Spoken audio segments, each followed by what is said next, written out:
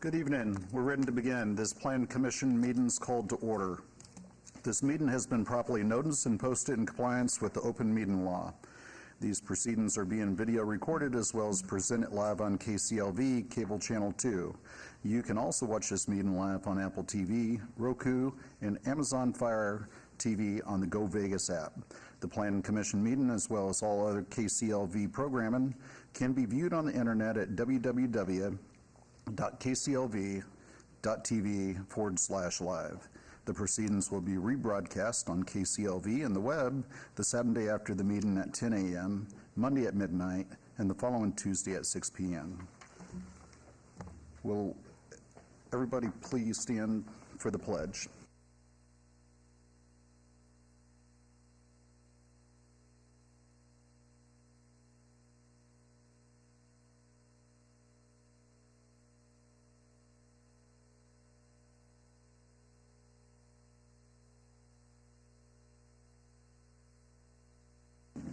Madam Clerk, would you please call the roll? Chair Slotman. Present. Vice Chair Cherry. Present. Commissioner Williams. Present. Commissioner Rogan. Excused. Commissioner Walsh. Present. Commissioner Kasama. Present. Commissioner Taylor. Present. Thank you, Chair. You have a quorum. Thank you. Public comment during this portion of the agenda must be limited to matters on the agenda for action. If you wish to be heard, come to the podium and give your name for the record. The amount of discussion and as well as the amount of time any single speaker is allowed may be limited. All comments made under this item for specific action items will be cross-referenced to those items. Are there any members of the public that would like to speak during this portion? Please come forward.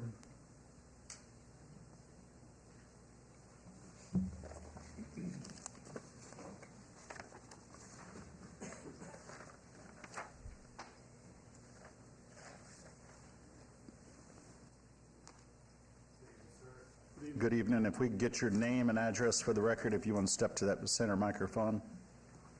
My name is Alan Twilley, and my address is 5208 Marsh Marigold Avenue, Las Vegas. Thank you. What is it that you'd like to discuss? Well, let me start with this. This is the issue regarding the development over there at parcel 138-13-512-009 and 010. Which item is that on the agenda? That would be the multi-family dwelling, 136 unit on Michael Way. Okay.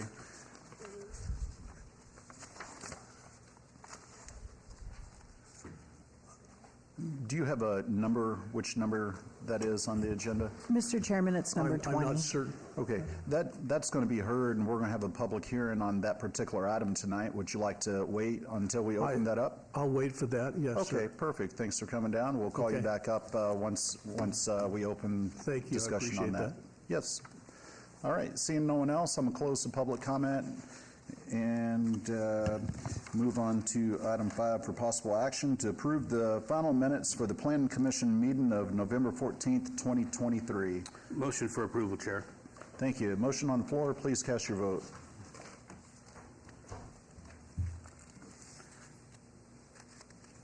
And that motion carries. For any items that the Plan Commission staff or the applicant wish to be stricken or held in advance to a future meeting may be brought forward and acted upon at this time. Staff? Mr. Chairman, Nicole Eddowes for the record, and we have a few housekeeping items.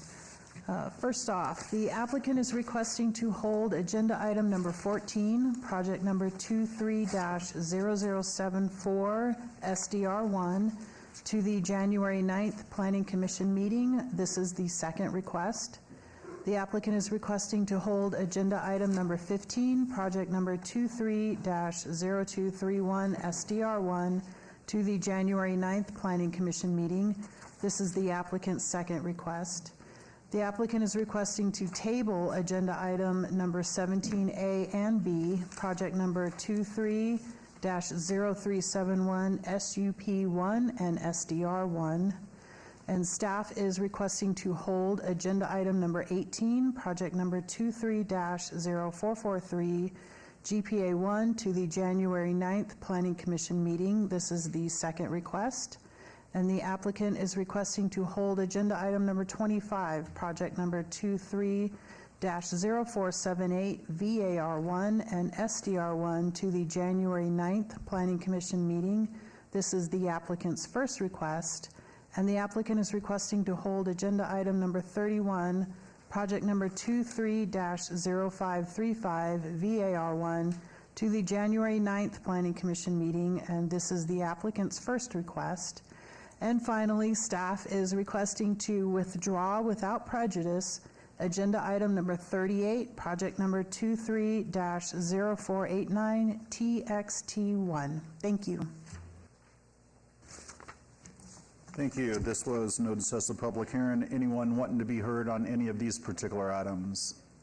Seeing none, can we get a motion? Through the chair, motion to obey items 14, 17, 18, 25, and 31 until the January 9th, 2024 Planning Commission meeting, and item number 17 to be tabled, and number 38 to be withdrawn. Motion for approval. Motion's on the floor. Please cast your vote. And that motion carries. Moving on to consent agenda items. Consent items are considered routine by the Planning Commission and may be enacted by one motion. However, any item may be discussed if a commission member or applicant so desires. Are there any comments on the consent agenda items? Seeing none, Vice Chair, can we get a motion? Motion for approval on the consent items.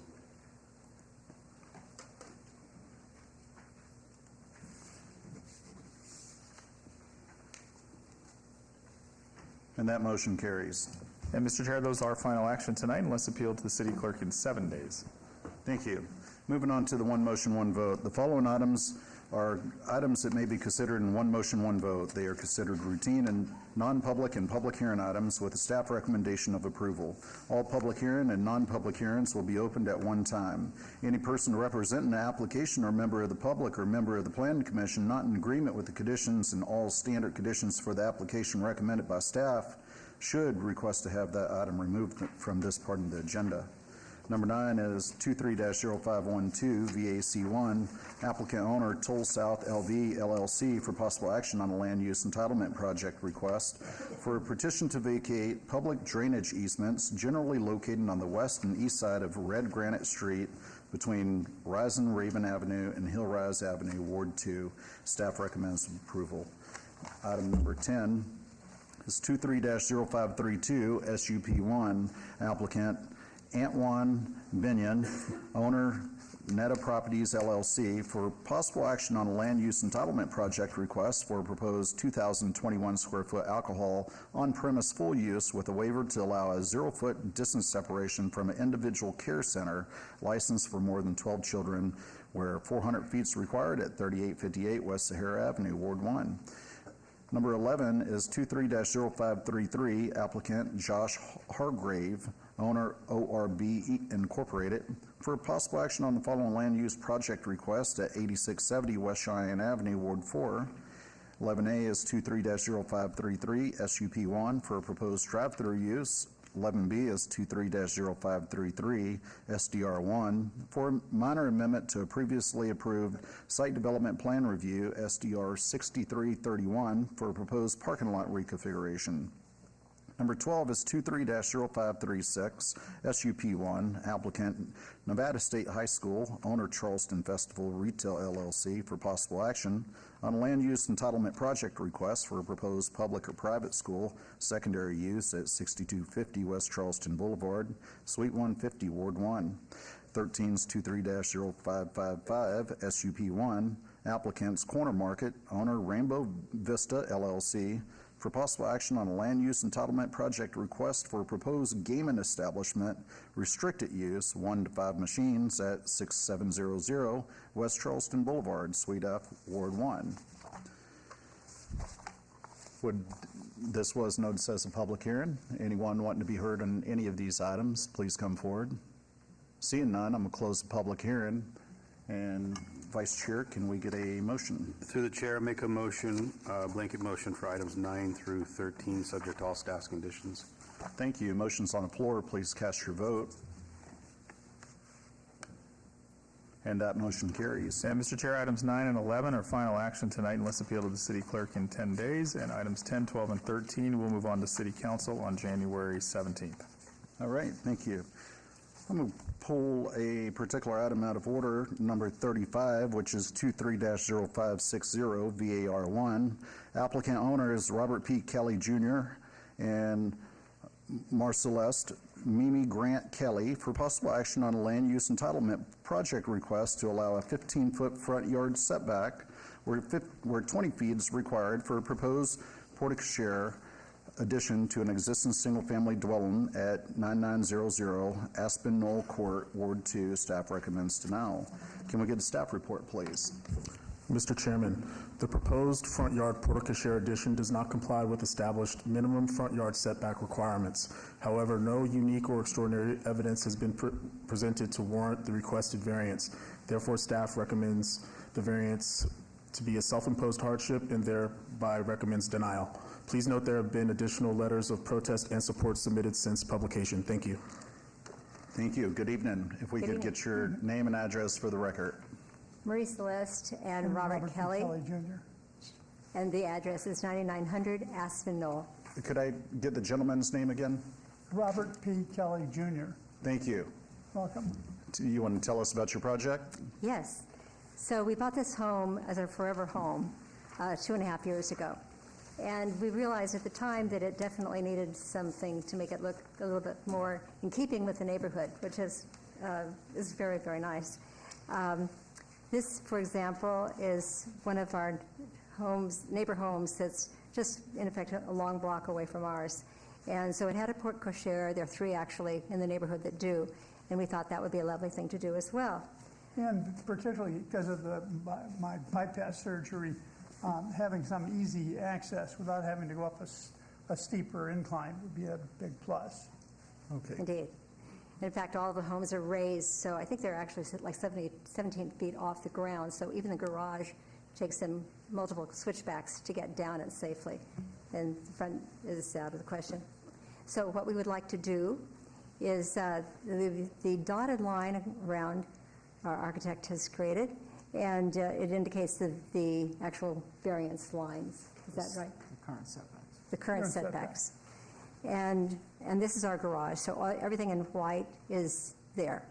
What we would like to do is to build a driveway with a porte cochere over the driveway, just in this section, and it would protrude about 4.5 feet from this variance. So it would be flat coming out of the entrance to the house onto the flat driveway, and then that would be graded. So it would be much easier for my husband and anybody else with a disability to access. So that's the request. Thank you. I appreciate it. This was noticed as a public hearing. Anyone wanting to be heard, please come forward. Seeing none, I'm going to close the public hearing and turn this over to the Planning Commission, starting with, Commissioner Walsh. That's okay, Mr. Chairman. I went out and actually did a site visit and met with the owners of the property, and it does fit to the specific areas that she just identified. And with that, there's no complaints or issues that came from neighbors. So through the chair, I'd like to make a motion that they approve the variance for item 230560 and 230560 variance 1. Thank you. Motion's on the floor. Please cast your vote. And that motion carries. And Mr. Chair, that is final action tonight unless appealed to the city clerk in 10 days. Okay, thank you. Thank you. Get well, Mr. Kelly.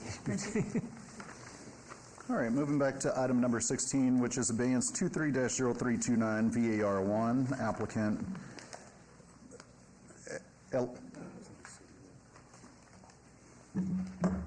I am going to pull one more out of order, and then I will come back to this one.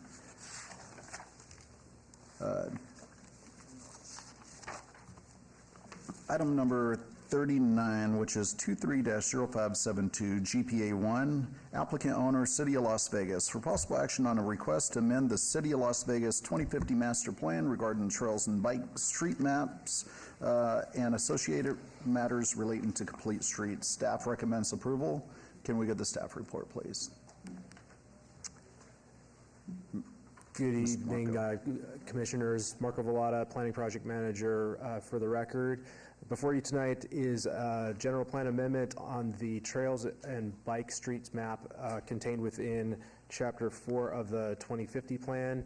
The ordinance that adopted the master plan allows for the maintenance and implementation of the plan as a whole, and staff is authorized to incorporate updates that have been approved by you and the City Council. This update will amend the trails and bike street map within Chapter 4 to add a new designation and amend some of the existing designations, specifically the shared use trail alignments for several corridors that are identified on that map for a number of different purposes. We're talking about this map right here and a couple different projects that are identified: Torrey Pines Drive, Michael Way, Stewart Avenue, and then a new trail that would be off-street completely, going through the foothills in the Lone Mountain and La Madre foothills areas, where we have connections with a BLM and an existing trail system that is not otherwise designated. So for Torrey Pines Drive, currently this is a bike facility. It is a bike lane corridor that was previously identified by the RTC and the RTC's Regional Bike and Pedestrian Plan. Really the function of it is as a bike corridor itself. And what we'll do with this one and the one that follows is we'll have a larger general plan amendment that will come up next year that will classify this as a bike street, and that is kind of the appropriate corridor instead of having it designated ambiguously as a trail itself. Similarly, Michael Way, it is a bike corridor more or less. There is currently no connectivity across US 95 that will have a similar designation to as Torrey Pines, but again, it was reflected in the RTC's plan for as a bike facility. Stewart Avenue is a little bit different. We received a $24 million grant under the infrastructure bill for the designation of a cycle track, which will also have a number of other capital improvements associated with it, including complete street improvements and other bicycle and pedestrian facilities. And that would be from Stewart Avenue from 6th Street in downtown Las Vegas to Nellis Boulevard in East Las Vegas. And that was not previously designated within the master plan. The last one is by creation of a new classification for off-street trails, which we do have in Title 1904 complete streets. We have a need for this designation associated with a grant that we applied for through the State of Nevada Division of State Parks. The Recreational Trails Program specifically is going to have us this larger loop that goes around Cliff Shadows in the area of Cliff Shadows Parkway and 215. It is currently out there right now. It's regularly used, but it's not anyway designated by us or by the BLM. But this will be one of those steps that will get that official designation and connect the Cliff Shadows Trail to the larger trail network, both within and outside of the city limits. So this addition, plus the deletion of the existing Cliff Shadows Trail that goes along the west side of the developed office properties along Cliff Shadows Parkway, will help make that off-street addition complete. That is the nature of this amendment, and if there's any questions, I'd be more than willing to answer them for you. Thank you. This was noticed as a public hearing. Anyone wanting to be heard, please come forward. Seeing none, I'm going to close the public hearing and turn this over to the Planning Commission for discussion and possible action. Vice Chair? Through the chair, I just had two quick questions for Please. Marco. On the Stewart portion, I realize that was approved maybe a year or two ago through a federal grant. Yes. When will that kick off? Marco Vallata for the record, through the chair to you, Commissioner. That is currently under design. We have been working with Public Works on that. I believe within this next year, we'll have a design that will be approved and then construction commencing thereafter. There's a lot of nuances with that. I mean, we're in an older part of town. We've got existing sidewalks, a pretty tight fit between 6th and Eastern. And then after that, it widens up a little bit. So a lot of logistics, things like utilities and right-of-way that we just have to work through. Okay, and then one other quick question. I think it's, my vision's going away, the urban trail that goes through, it looks like it goes down into the Arts District area, kind of through the core of downtown. Does it also go into the west side? So we have, yes, Commissioner, we have an existing trail designation known as an urban path. That particular trail that you're referencing might be the Arts Trail, which runs along First Street and goes between here essentially and the Arts District. Right. There are other trails within downtown that we consider to be urban paths, one of which is the Pioneer Trail that goes between downtown through the historic west side, makes its way over to Lorenzi Park and the Springs Preserve. And so ultimately, these will start to connect up. Is that what this amendment, I mean, that's what it looks like on the map. It's just a little difficult. They are technically designated now as trails. They probably exist Okay, more so so as visually, yeah. sidewalks. Got it, okay. Thank you, that's the only questions I had. Through the chair, Motion? also, prepared to make a motion for approval. Please do. Motion for approval. Thank you for the presentation. Thank you. A motion on the floor for approval. Please cast your vote.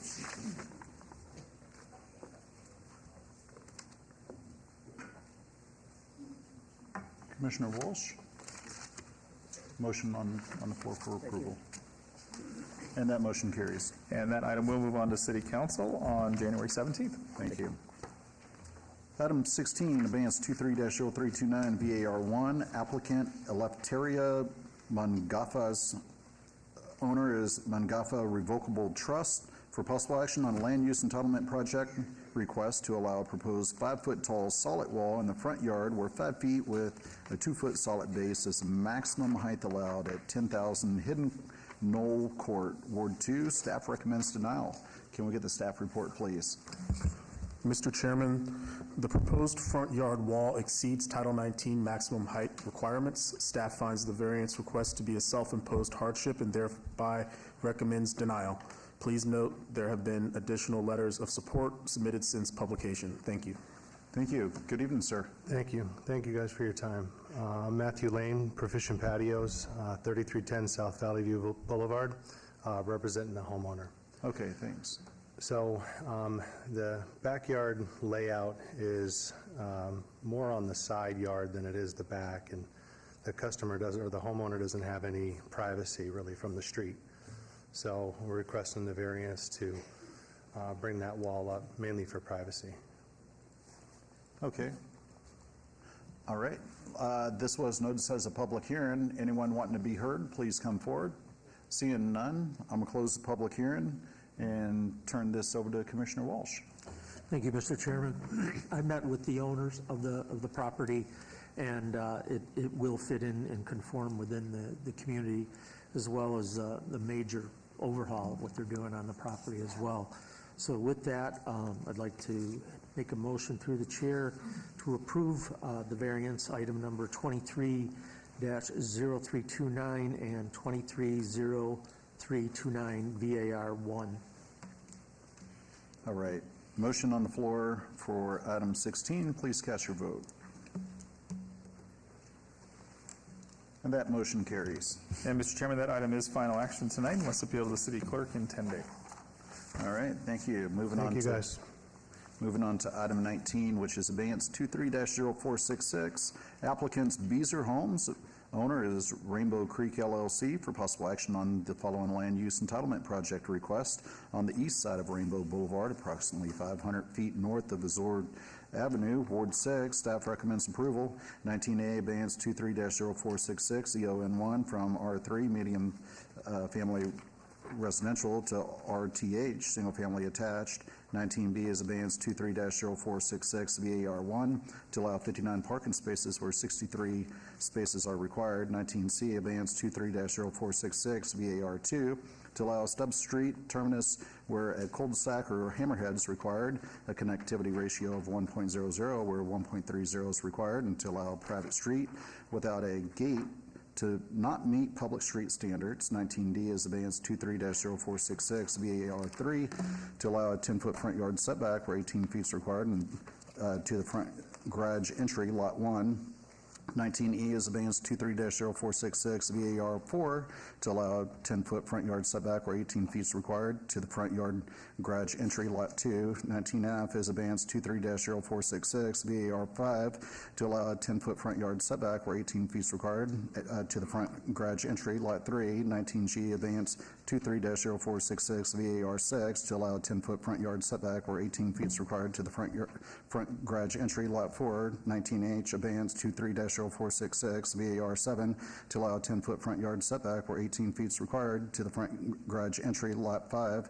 19I is abeyance 23-0466 VAR8 to allow a 10-foot front yard setback where 18 feet is required, to the front garage entry, lot 6. 19J abeyance 23-0466 TMP1 Rainbow Crossing for a 29-lot family attached residential subdivision. Can we get the staff report, please? Mr. Chairman, the proposed residential development is surrounded on the north by Clark County 215 freeway and on all other sides by existing residential development. The proposed rezoning to RTH single-family attached would allow development of single-family attached units such as duplexes, townhouses, which are compatible with the existing RPD2 zoning district on adjacent parcels. Staff finds that the proposed rezoning to RTH zoning is appropriate for the surrounding area, therefore staff recommends approval of the rezoning request. In addition, the subject site is one of the remaining undeveloped parcels in the area. The site is constrained by its narrow shape and development surrounding all sides of the subject site. Despite the requested variances, staff finds the proposed residential development will further goals and objectives outlined in the Rainbow Boulevard North Corridor Plan and 2050 City of Las Vegas Master Plan. Therefore, staff finds that this proposed single-family attached development is harmonious and compatible with the surrounding residential development, and therefore recommends approval of all entitlements. Please note there have been additional letters of protest submitted since publication. Thank you. Thank you. Good evening. Good evening, Jennifer Lazovich, 1980 Festival Plaza Drive, here tonight on behalf of Beezer Homes. The site that was described is located right here in an orange color. It is currently hard zoned R3. The developer is proposing to change that zoning to an RTH for residential townhomes. The project itself would be for 29 townhome units with an access point off of Rainbow Boulevard and then on this private street.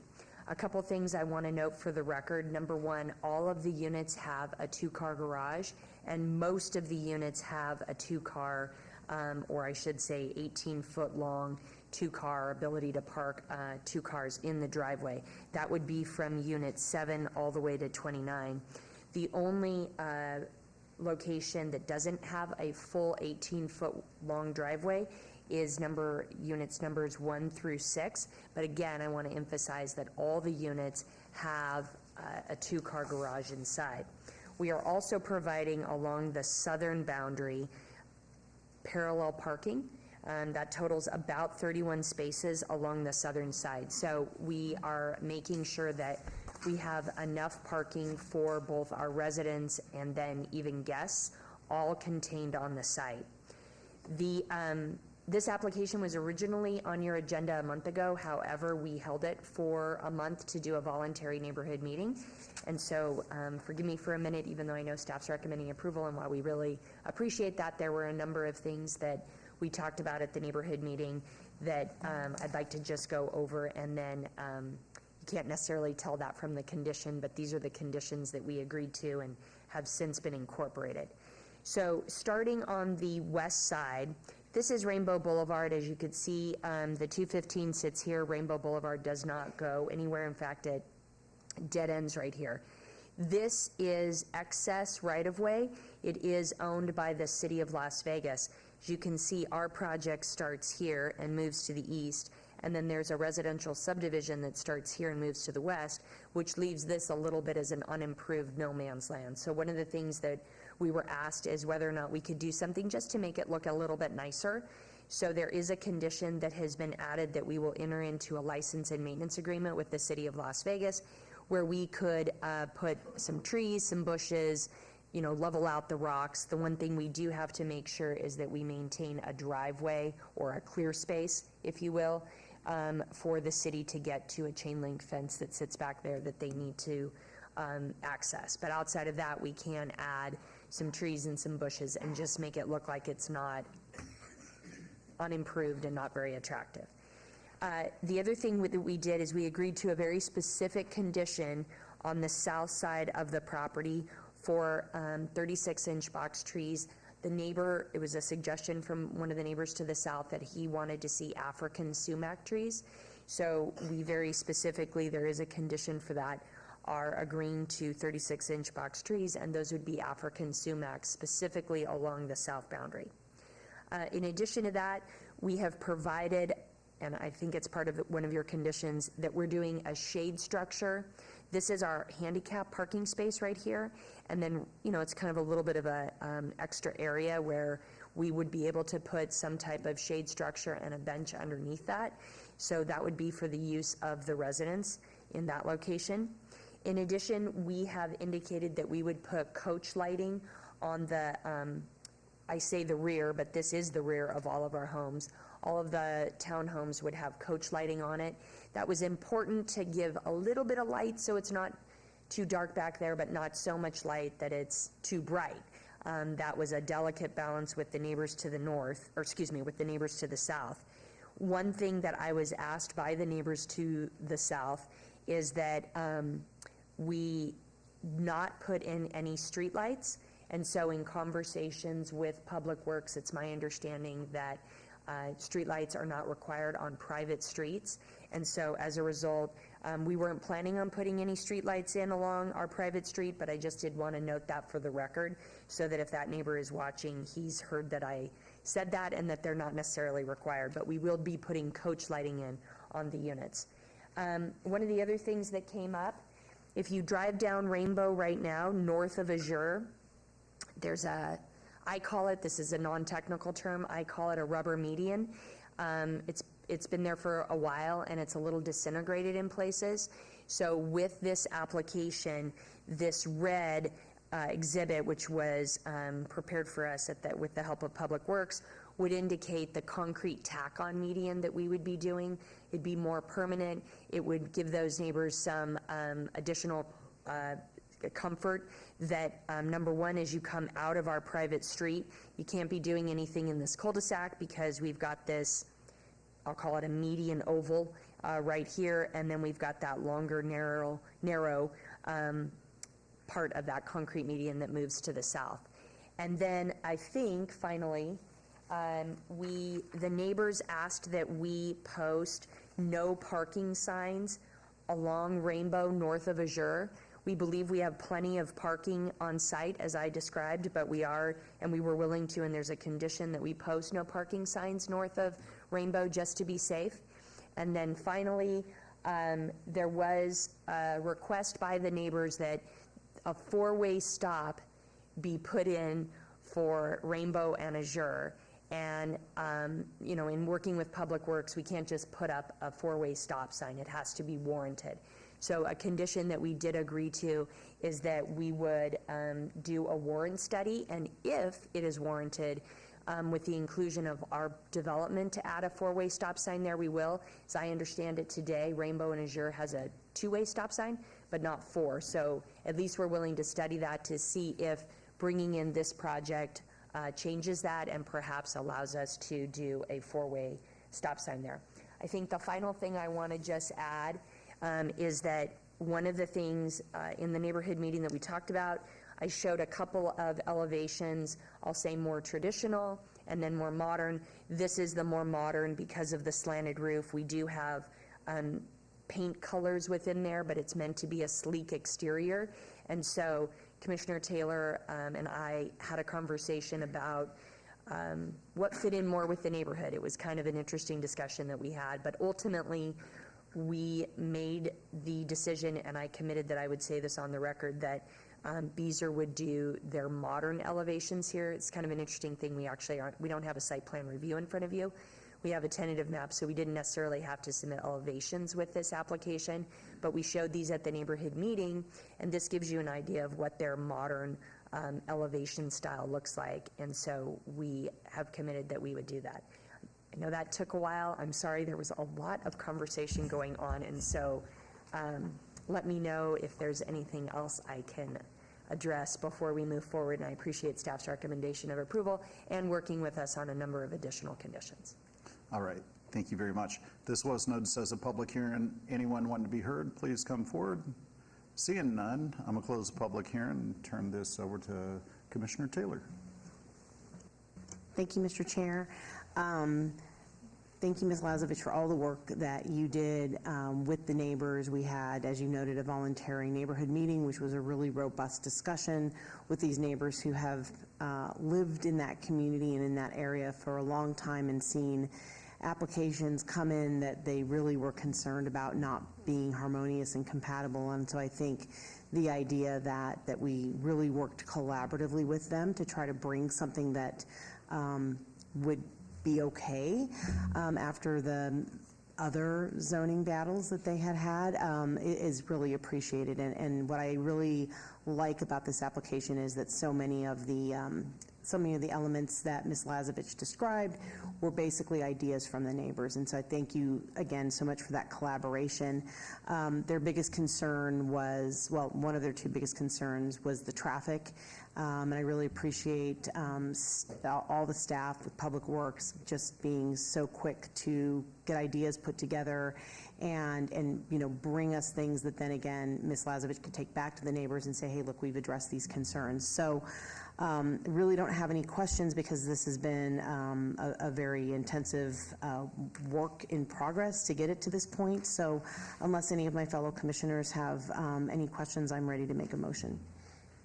Please do. Wait, Mr. Chairman? Oh, May I, with the added conditions, I need to read those into the record so that they are part of the formal record. All right. The following were added to your blue sheet packet that you have there in front of you, and I will read those into the record. They were added condition number 4, which states rooftop decks shall be prohibited. Added condition number 5 reads, southern building elevations throughout the community shall be prohibited. I'm sorry, let me start over. Number 5, southern building elevations throughout the community shall be prohibited from including a balcony. Condition number 6, a shade structure shall be provided within common element A, which complies with the single-family attached RTH zoning district development standards. Added condition number 8 reads, overnight resident parking on private streets is prohibited.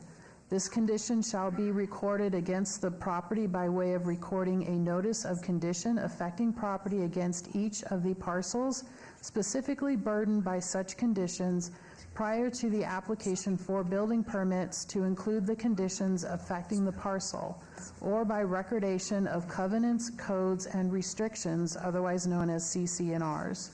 That include the conditions affecting the respective parcels. Furthermore, the entity making application for a building permit on a parcel specifically burdened by the above conditions shall attach the tentative map conditions of approval to such building permit application, as well as the entity selling the single-family residence on the parcel that is burdened by the above condition, shall provide a disclosure of the above condition to any prospective purchaser of a home on such parcel. Added condition number 10. A technical landscape plan signed and sealed by a registered architect, landscape architect, residential designer, or civil engineer must be submitted to or at the same time application is made for a building permit. A permanent underground sprinkler system is required, which shall be permanently maintained in a satisfactory manner. The landscape plan shall include irrigation specifications. Installed landscaping shall not impede visibility of any traffic control device. The technical landscape plan shall include the following changes from the conceptual landscape plan.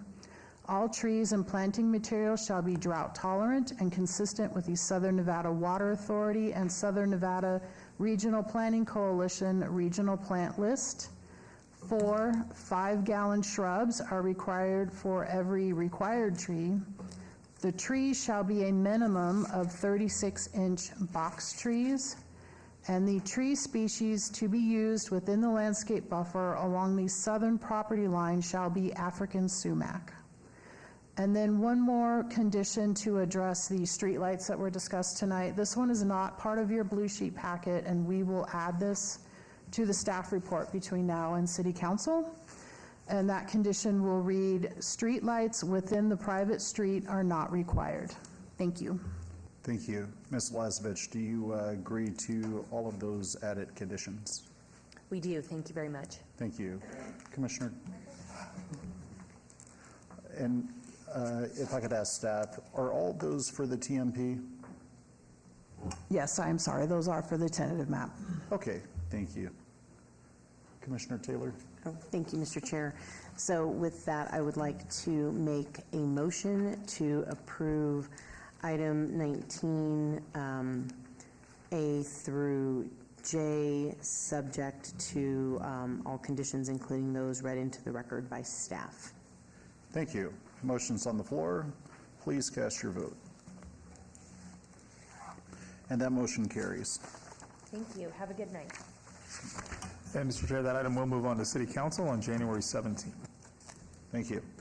Item 20 is 23-0309, SDR1, applicant owner 3000 MW LLC for possible action on a land use entitlement project request for a 2-story, 136-unit multifamily residential development with waivers of the perimeter landscape buffer requirements on the east side of Michael Way, approximately 444 feet south of Cheyenne Avenue, Ward 5. Staff recommends approval. Can we get the staff report?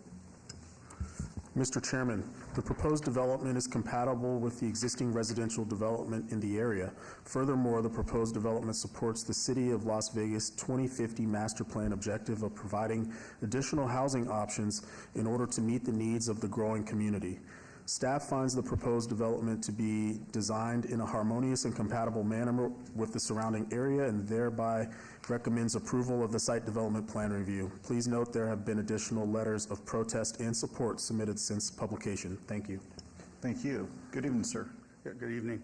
My name is Ken Nicholson, 2727 South Rainbow. I'm representing the owner and application.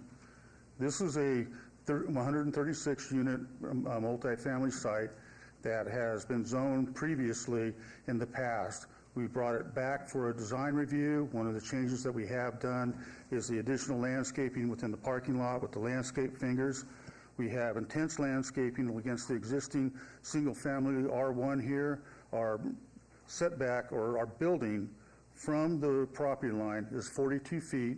We propose to go and have intense landscaping here with 24-inch box trees, 20 feet on center, and then the same along here, we've set quite a bit of landscaping and we'll have additional box streets. So we've done everything we can to go and shield the apartment, make it compatible with the existing single-family residents in this area here. So with that, I concur with staff recommendations of approval, and I'm here to answer any questions that I know I'm going to have. Thank you. I appreciate that. This was noticed as a public hearing. Anyone wanting to be heard, please come forward. If I could ask you to step to the side and so we can give people plenty of room. Good evening, sir. Good evening. If I could get your name and address for the record. Yeah, my name is Alan Twilley, and I'm a resident of the area. I live at 5208 Marsh Marigold Avenue, and it's in the Project Country Lane. We've been there since 2000. Okay. And we purchased new about 23 years ago. And, well, I opposed this particular project. I received the information in the mail on Friday. I had family that came out to celebrate Christmas from Southern Cal. So I spent the day today doing a little bit of research, and I wanted to come in here and say a few words about it. I'm a pensioner here in Las Vegas. I've been here since '95. Like I say, I bought the house new in '99, and I've been working pretty hard helping to build this community here for the last 23 years. And you know, it just I hate to see property like this that's improved in the wrong way. I just don't think it's the best use for the property. And the reason why is I've got three main reasons why I don't think it's the best use for it. One is for safety reasons. It's a multi-family dwelling, and we're talking about 136 units here. It sits at the departure end of runway 25. It's a westbound runway. It's the longest runway at North Las Vegas Airport. Let's just call it VGT for now. And back in '78, that was quite a few years ago, they had an accident over there.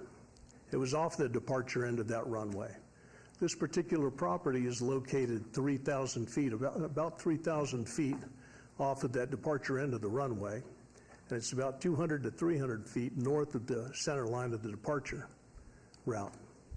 There's a variety of aircraft that take off from that airport. Most recently, we've transferred all those light jet commuter aircraft out of Harry Reid International, and we've sent them down to North Las Vegas Airport. North Las Vegas Airport is the third busiest airport in the state of Nevada, the second in the Las Vegas area. And just as an example of what's going on here in Las Vegas, we've got the Vegas Golden Knights here. We've got the Raiders. We just found out that we're going to get the Oakland A's here. They're going to be starting to play here in the Valley in 2028, I believe. And the plans for the preliminary plans for the stadium are being made for a 30,000-seat stadium. So we've got T-Mobile Arena. We've got the National Finals Rodeo coming up here in December. So what I'm trying to say here is that there's a lot of people from out of town, a lot of people from around the world that are coming out here to Las Vegas. And they're not all just flying into Harry Reid International. They're flying into and departing out of North Las Vegas Airport. Now, I was an air traffic controller from 1974 to 1981. Worked out of a control tower at Homestead Air Force Base in Florida. And then I worked out of Oakland Center in Fremont, California for 3 years, controlling air route traffic. So I've had a little bit of experience behind the stick of an aircraft myself. So I kind of know what I'm talking about here when I'm saying that it's pretty risky business. Most accidents you're going to find are going to happen on a departure or arrival. That's when the aircraft is closest to the ground. And the other thing is that you've got a lot of student pilots out there at North Las Vegas. And they're flying Cessna 152s, and they're flying the smaller, lighter, slower aircraft. You get that slow aircraft, and you get that mixed in with that jet aircraft that's going quite a bit faster. You got a sequencing and separation problem out there. There's an increased potential for higher risk, higher loss of life. Now, if we get these three aircraft carriers out there, we got FlexJet, we got NetJet that's flying out of there, we got AirSmart flying out of there. And instead of going into too many detail about all the aircraft going in and out, I think we could sum a lot of that up with the risk associated with the airport and landing and taking off. Are there any other points that Well, you would like to I want to share with you a make? couple of examples of aircraft crashes that happen pretty much in the area of what I'm talking about, but we can skip that. Okay. But that's one of the areas that I don't like, that I think we need to investigate a little bit further, because I think it's important. We've got housing there right now, and we've got, I think, probably what would be considered low-density housing. We've got low-income housing down at the corner of Cheyenne and Michael Way. We've got one-story apartment units at the southwest corner of Cheyenne and Michael Way. Then we've got residential housing off to the west of Michael Way, and more residential housing to the right. There's no high-rise apartments there. There's no multitude of condominiums there or anything like that. It's just pretty much residential R1, R2 dwellings out there. This is an R3 dwelling, multiple family dwelling out here that we're proposing. And I think it's dangerous to put that many people in that spot. The other reason why I thought that I would like to oppose it is because of the trip generation. There's 136 units apartments out there, and it appears that, assuming that each trip is made by a single vehicle, we can estimate a 136 unit apartment complex would generate approximately 897 vehicle trips per day. That would be additional on a 2-lane road, Michael Way, with school bus stops. And I understand that we've got recently, Michael Way's become a bicycle corridor. And now we've got a bicycle corridor that runs right along the front of that property right there. We've got 900 more sorties coming out of that property, getting onto Michael Way. We've got one left turn lane up there at the intersection of Michael Way and Cheyenne. Right now, it's tough to get across because a lot of people don't have cars because it's low-income housing up there. So they're all up here at the light, and they all want to cross the light with the crosswalk. And so it takes a long time. It's going to be very difficult for people to get out of their property. So that was one of the other reasons why. And the third reason was I understood that they wanted to waive the perimeter landscaping. It sounds like they've changed that a bit. And basically, the perimeter landscaping is very important to all of us out there. You know, we've got some valuable homes out there, some of us. And to put this 136 unit apartment complex right next door to us over there, you know, we're talking about, especially if it doesn't have any landscaping in the front. And in Las Vegas here, let's see, what's it say? Perimeter landscaping requirements for Las Vegas. Landscape areas adjacent to arterial streets 100 feet or greater in width must be at least 20 feet in width. And perimeter landscape areas adjacent to collector streets 60 to 99 feet must be at least 15 feet in width. So we really need to have that perimeter landscaping in there. It looks like right here along this roadway here. Sir, I'm going to ask if you have any other comments to go ahead and wrap it up. And that's my only opposition to it, which I think is probably enough opposition to it. I think you know, we're in the business around here to improve property here, and when we improve property, let's do that. Let's join together and make sure that we improve the property and we don't degrade it. Thank you. Thank you for coming down. Thank you for sharing all your thoughts, and I appreciate you attending tonight. All right. Is there anyone else who wanted to be heard on this particular item? Seeing none, I'm close the public hearing, and I'll give you 60 seconds or so if you need to address anything. Well, you know, it's already, we're not doing a zone change. It's already been zoned for R3, and we're keeping with the consistent zoning here. We're industrial here. You already have R3 here, and you have the single family here. The waiver that he's referring to is that there was supposed to be a city trail system down Michael Way. Michael Way already has an attached sidewalk and street lights and vaults for about 600 feet of it. So what we've done is we kept the attached sidewalk, but then we've gone and put an additional landscaping from the back of the sidewalk to the property line. And as you can see from the thickness of the green area here, we have intensified the landscaping. And then as far as traffic trips, if you have 136 units, and the way Vegas is, it doesn't mean all 136 cars take off at the same time. You're going to have a morning peak hour that might go from 7 to 9, and so this 136 would always get staggered.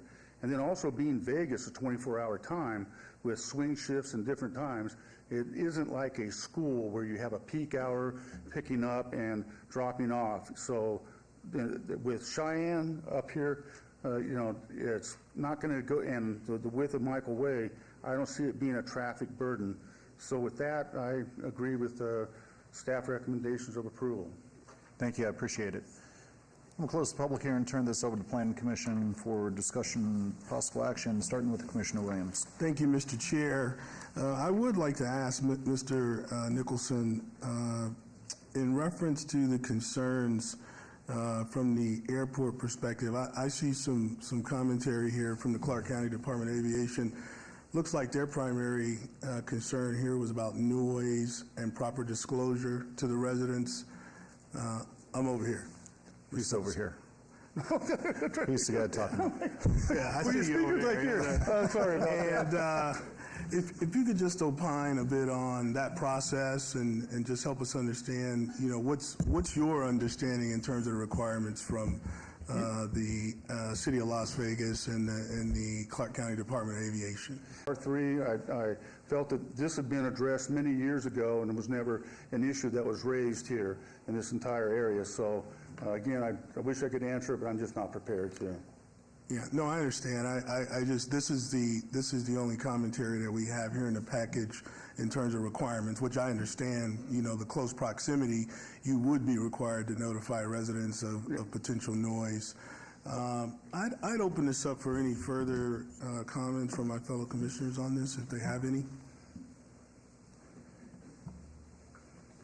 Vice Chair? Through the chair, I mean, I feel like I can support it, seeing the density around it, the R3 to the north, the RPD 18 to the northwest. I feel like this does fit. And then knowing the landscaping that came in along Michael Way, I feel like I can get behind this application. Okay. The public hearing's been closed. I can't reopen it. And I am noticing that number 8, condition 8, requires them to work with the FAA for the notice of proposed construction alteration and work with them pretty thoroughly on one of the longest conditions I've seen in a while. So anyways, Commissioner. Thank you. So, at this time, again, it supports the 2050 master plan in terms of housing. So I'd like to make a motion in agreement with staff's proposal for approval on item 23-0309 SDR1, subject to staff's conditions. You agree with all the staff's conditions, Mr. Nicholson? Yes. All right. There is a motion on the floor. Please cast your vote. And that motion carries. And Mr. Chair, that item will move on to City Council on January 17th. And at that point, you can bring your additional comments to City Council. On item number 21 is 23-0361. Applicant owner is 935 Decatur Trust for possible action on the following land use entitlement project request on the east side of Decatur Boulevard, approximately 100 feet north of Alpine Lane, Ward 1. Staff recommends denial. 21A is 23-0361 VAR1 to allow a 7-foot residential adjacency setback where 48 feet is required, and to allow a 7-foot rear yard setback where 15 feet is required, and to allow a residential adjacency matching setback of 7 feet where 20 feet is required. 21B is 23-0361 VAR2 to allow 7 parking spaces where 8 are required. 21C is 23-0361 SDR1 for a proposed 1-story, 2,280 square foot office building with waivers to the perimeter landscape buffer requirements. Can we get the staff report, please? Mr. Chairman, staff finds the proposed development is not harmonious or compatible with the existing and future development in the surrounding area. This is evidenced by the requested variance of required parking, building setbacks, residential adjacency requirements, waivers of perimeter landscape buffer requirements, and exception to provide no parking lot landscaping, which demonstrates the applicant's attempt to overdevelop the site. Therefore, staff recommends denial of all requested entitlements. Please note there have been additional letters of support submitted since publication. Thank you.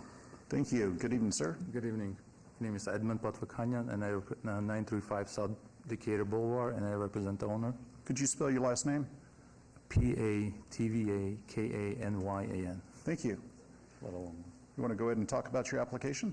I believe this application been already once approved, but because of the civil engineering being delayed on approval, so that's why we're here for the second time for the variance approval. Okay. All right. Thank you. This was noticed as a public hearing. Anyone want to be heard, please come forward. I'm going to ask you to step to the side. Good evening, sir. Good evening. Thank you. Brad Bailey, 8625 Quill Road, Willow Beach, Arizona.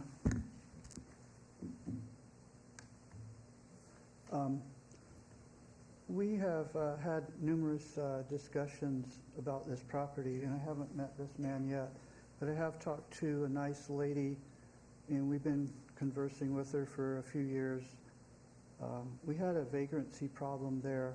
The neighbors were really concerned about it.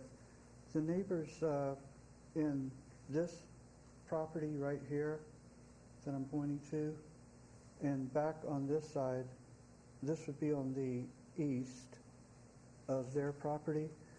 We're not against them developing the property. In fact, that picture he showed looked pretty good. It's up to you guys to approve that. Our concern is that there's a wall that was put in pretty new. I think they replaced the one that was there probably, from the 50s. This wall looks like it's probably been put in the 90s. That's right here. It's the entire length of their back property, and then just a few feet, maybe 25 feet on the south side of their property. Sir, if you can just speak a little more directly into the microphone, you're difficult to hear. Thank you. When you walk up to that wall, I think it was replaced, and it's a good solid wall. It's got rebar. It was well made. We'd like to have it extended about 2 feet higher. It only comes up to about here, and you can just simply look over. And I was kind of shocked. I went up there one day, and I looked over, and there's my neighbor's, laying on her bed and reading a magazine. You can just look right over. She's just right there. And then on the other neighbor, this one here, you can see her. She doesn't know that she's got her back curtains open. She's in there cooking and everything. We'd like to have a little more privacy. If that wall, if you could make a conditional approval to have them raise that wall. And the young lady I talked to that I believe works with this gentleman, she said she could probably do it, but I'd like to have maybe if you're going to vote and approve it, maybe have it voted in, required approval that they bring that wall up. It looks like it would hold, a few extra courses, maybe about 3 more courses of blocks. It's a very well-made wall, and it would sure give some privacy to these neighbors. They've been here since the 50s, if you can believe it, original homeowners. And it's been a concern when the property that was here before, it was burnt down presumably by some vagrants, and then I believe these people bought the property. That caused a lot of problems with the vagrancy problem, and having a wall only this tall, I don't think anyone in here would feel comfortable with that. Thank you. I appreciate that. Is there anything else in addition to the wall that you would like to discuss? Other than that, we would actually support the picture he showed that he put up here. I don't know where it is now, but it looked pretty nice. Okay. I don't know how he's going to fit all that parking in. That's up to you guys. But if they wanted to throw in some hedges, on their side, that would be great. It's not really practical to put them on the ladies on this side over here just because of the way it is. But we sure would appreciate it if they could bring that wall up. And we'd probably support them. We'd like to see something go in there than just have it sit empty. Thank you. Thank you very much for coming out tonight.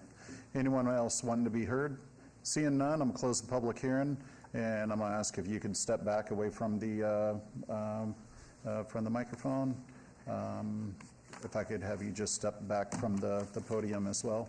And If I could ask you to come back forward, would you like to address any of the comments? I believe the lady that the gentleman was referring is my sister, and they've been exchanging text messages saying, yeah, we're going to do something about the wall.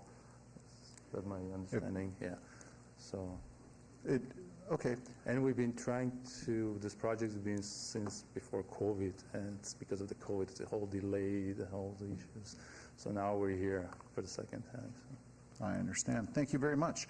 I'm going to close the public hearing and turn this over to the Planning Commission for discussion and possible action.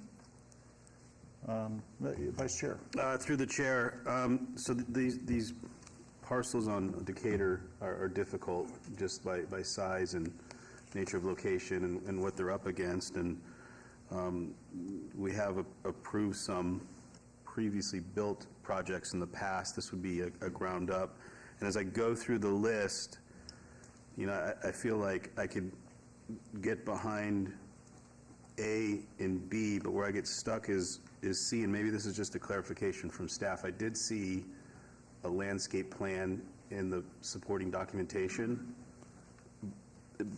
so it doesn't sound like it's a complete disregard of the landscaping. It looks like, is it a reduction? Is that why we have this item on here?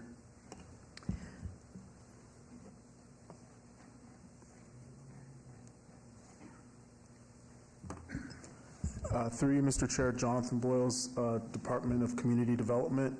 The landscape waivers are associated with the waivers on the north, south, and east perimeter, which requires an 8-foot buffer. Currently, he's providing a 5-foot buffer on the north, 5-foot buffer on the south, and 7-foot buffer on the east. Also, the west is required to have a 15-foot buffer, and there's a 0-foot portion that's along the west. So those are the requested landscape buffer waivers.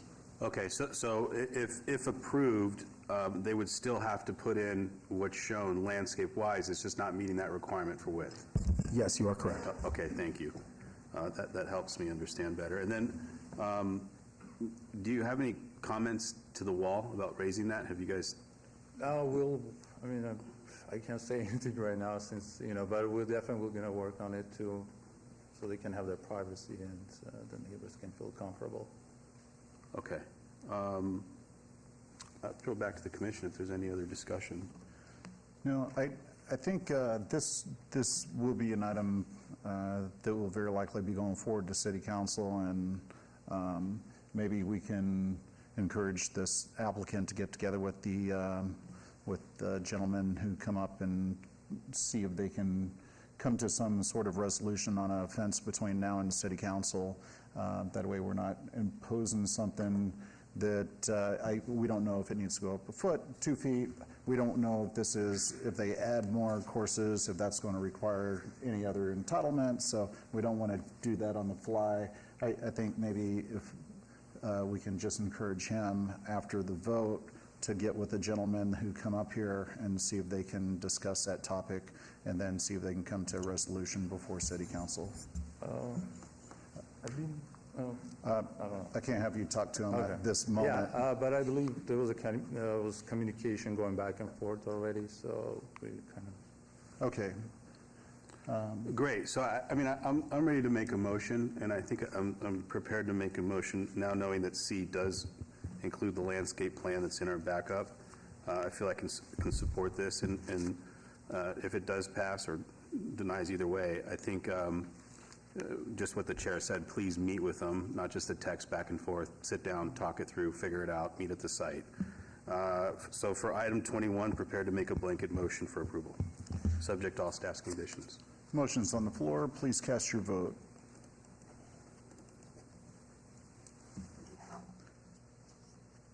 And that motion carries. And that item will move on to City Council on January 17th. Thank you. All right. So Item number 22 is 23-0382, applicant City of Las Vegas, owner United States of America and the City of Las Vegas for possible action on the following land use entitlement project request at 7351 West Alexander Road, Ward 4. Staff recommends approval. 22A is 23-0382, VAR1, to allow a 12-foot solid front yard wall where a 5-foot front yard wall fence with a 2-foot solid base is the maximum allowed.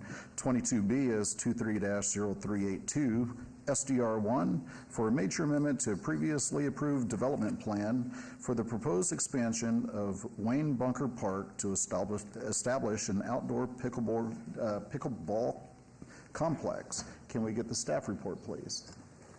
Mr. Chairman, the City of Las Vegas has proposed the expansion of Wayne Bunker Park to develop a 24-court pickleball complex with spectator seating, shaded areas, in addition to concession and a restroom building. Staff finds the proposed development will be compatible and harmonious with the existing and surrounding residential development in the area, despite the requested variance of front yard wall height maximum standards.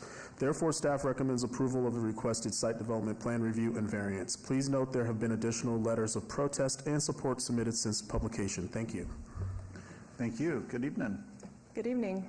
I'm Liz Duncan. I'm Architectural Project Manager with City of Las Vegas, and my consultant will introduce herself and the rest of the project. I'm Cassandra Dawes with SLA Land Architects, 1700 West Horizon Ridge Parkway, Henderson, Nevada.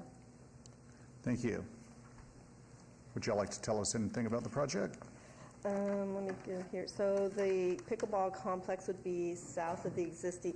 The pickleball complex would be south of the existing Wayne Bunker Park. Parking would be south and west of the pickleball courts, with access to the parking from Alexander Road, which is north of the existing park. There'd be the city's proposing a 12-foot tall wall south of the parking. All right. Thank you very much. This was noticed as a public hearing. Anyone wanting to be heard? If I could ask y'all ladies to step to the side. Have a couple of people that want to be heard. If you could leave that up. Oh, sure. Good evening. Good evening. Beverly Salhanick. Excuse me. I reside at 7445 Constantinople, which is this parcel. Okay, thanks.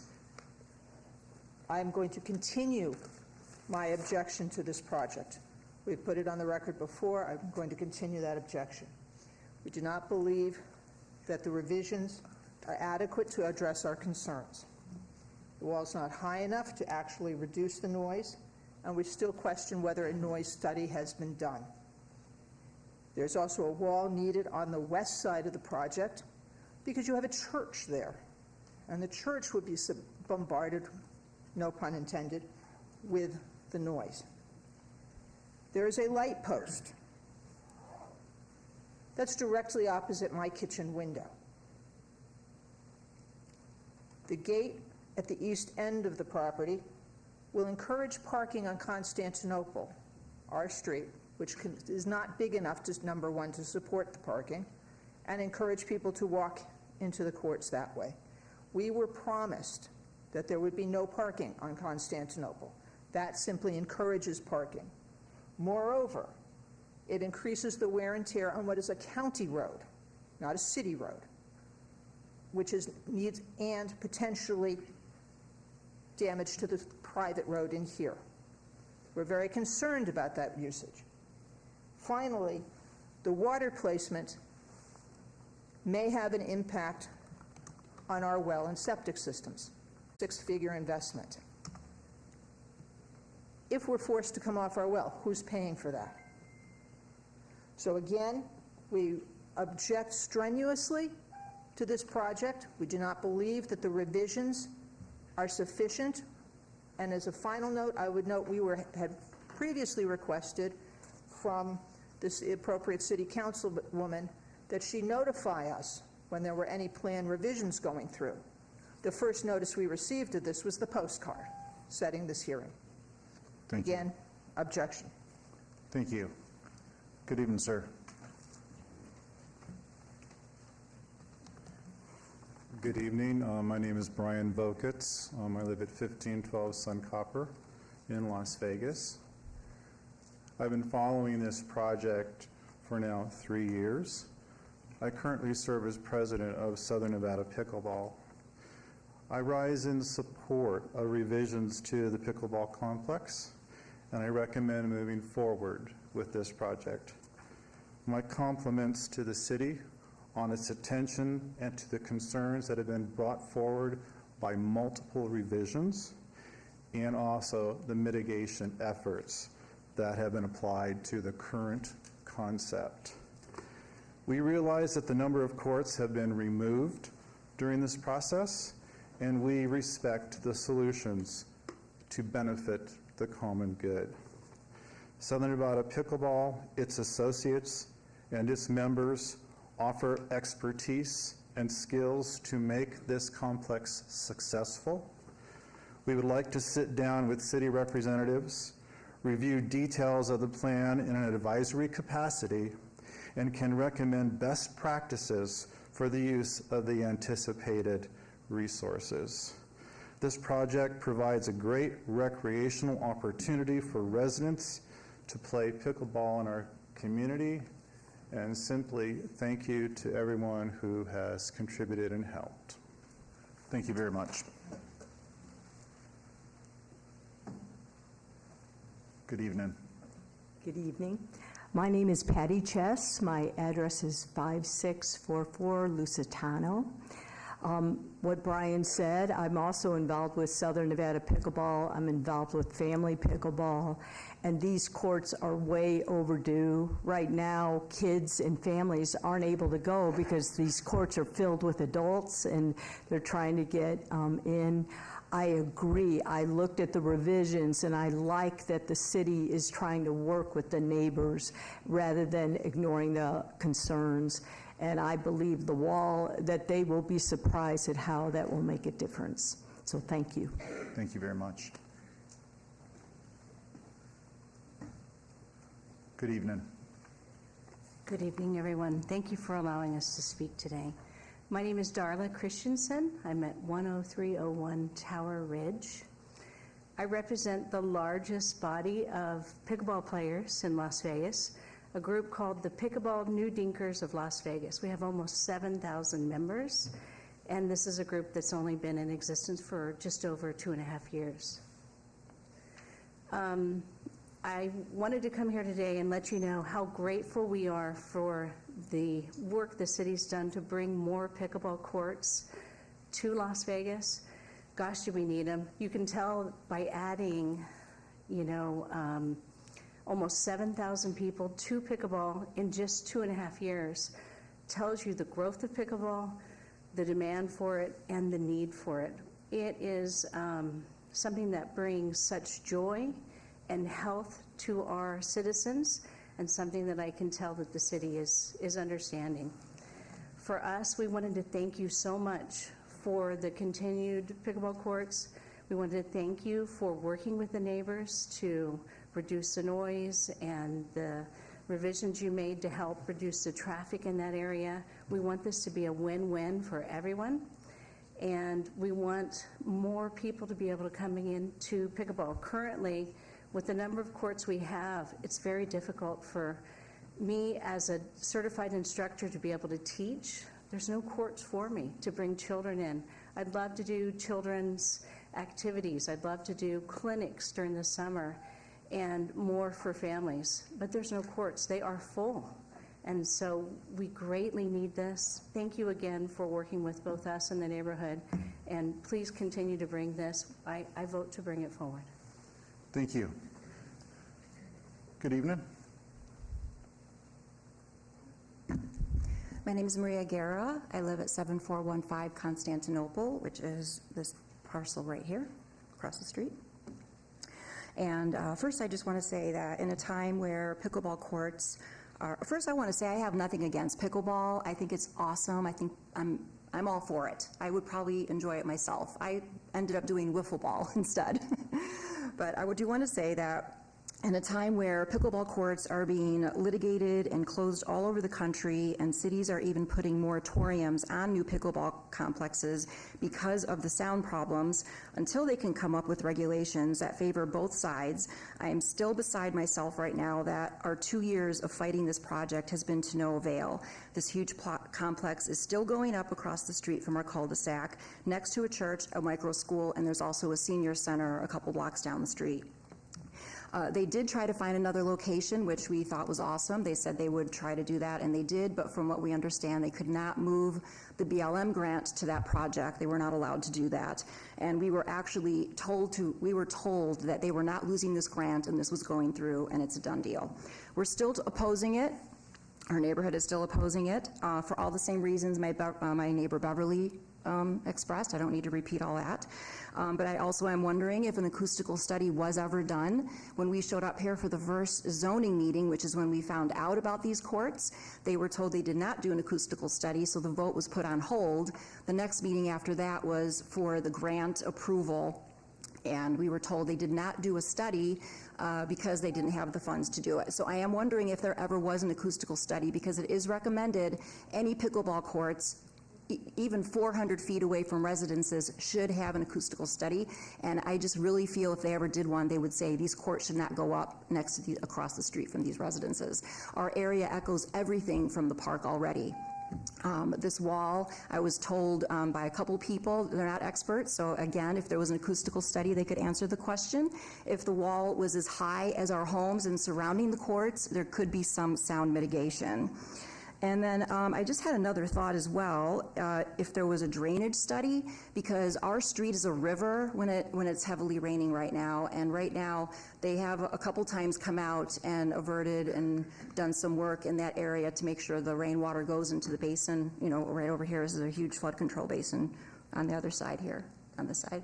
And I'm just wondering what the wall will do to that, if it's just going to cause the river to just come up our street and up to our homes as well.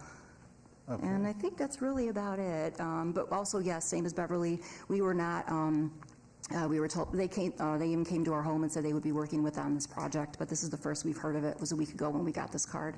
Thank you very much for coming out tonight. Thank you. Good evening, sir. Hi there. Hi. My name's Steve Priedel. I live at 7415 Constantinople. And just like Beverly, just like Maria, I totally oppose this. The first mistake is they said they need pickleball courts. Pickleball is not a need. It's not oxygen. They don't need it. They want it. And what they want is incredibly inconvenient to those of us in the neighborhood. I want you guys to think about what you're doing right now. Could you conduct the business you're doing if there was 24 pickleball courts right at that wall? Because that's how close this is to our homes. When they said they were working with the neighborhood, they're not. No one's contacted us. You heard Maria and Beverly talk about how little involvement we've actually had with this. This is all lies that you guys are getting, all right? We have not been worked with. She is going to be subject to lighting outside her house. We are going to have stadium lighting interrupting our privacy every single day, the noise, the traffic. None of this is, you know, it was kind of fun hearing them say where they lived, because think of how far that is from this complex. They're not going to be subject to this morning, noon, and night every day of their lives like we are going to be. This is not a pickleball issue. I could care less if it was, it's just it's a noise issue. It's a sound issue. All right? It's subjecting us to something that we didn't sign on for when we bought our properties. This is totally, completely unfair to us. What they want it done to them. They live miles away. They're not going to have to suffer for this. They're going to go play pickleball for their hour, 90 minutes, whatever they play. Then they're going to go home to their nice, quiet homes. I'm not going to have that option, because as soon as that person leaves, the next pickleball player is going to come in and create the same noise, and the next one. Now multiply that by 24 courts. I heard the beep. I won't go on. I'm just here to say this is really bad for us. I know we're only 4 people, you know, a dead-end cul-de-sac, but there's plenty of other locations to do pickleball in Vegas. You don't have to destroy our lives. Thanks. Thank you very much. Good evening. Good evening. My name is Spencer Child, 6478 Soaring Hills Court, Las Vegas. I appreciate that this is difficult and you're trying to please everybody, and that will never happen. But I appreciate your professionalism. I rise in support of this. The 2 organizations represented here by the Las Vegas Dinkers and Southern Nevada Pickleball, That's over 10,000 locals that belong to specific pickleball organization. It's growing exponentially. If we go back to 2019, it was less than 500. This is a need that matters because it improves health, the community, and I think, confident, my opinion, let's just say my opinion, this will improve their property values. This will be a great blessing to the community. So I encourage you to support it. Thank you. Thank you very much. All right, seeing nobody else, I'm going to close the public hearing, ask applicants to come back forward. Would you like to address any of the comments made tonight before I turn this over to the Planning Commission?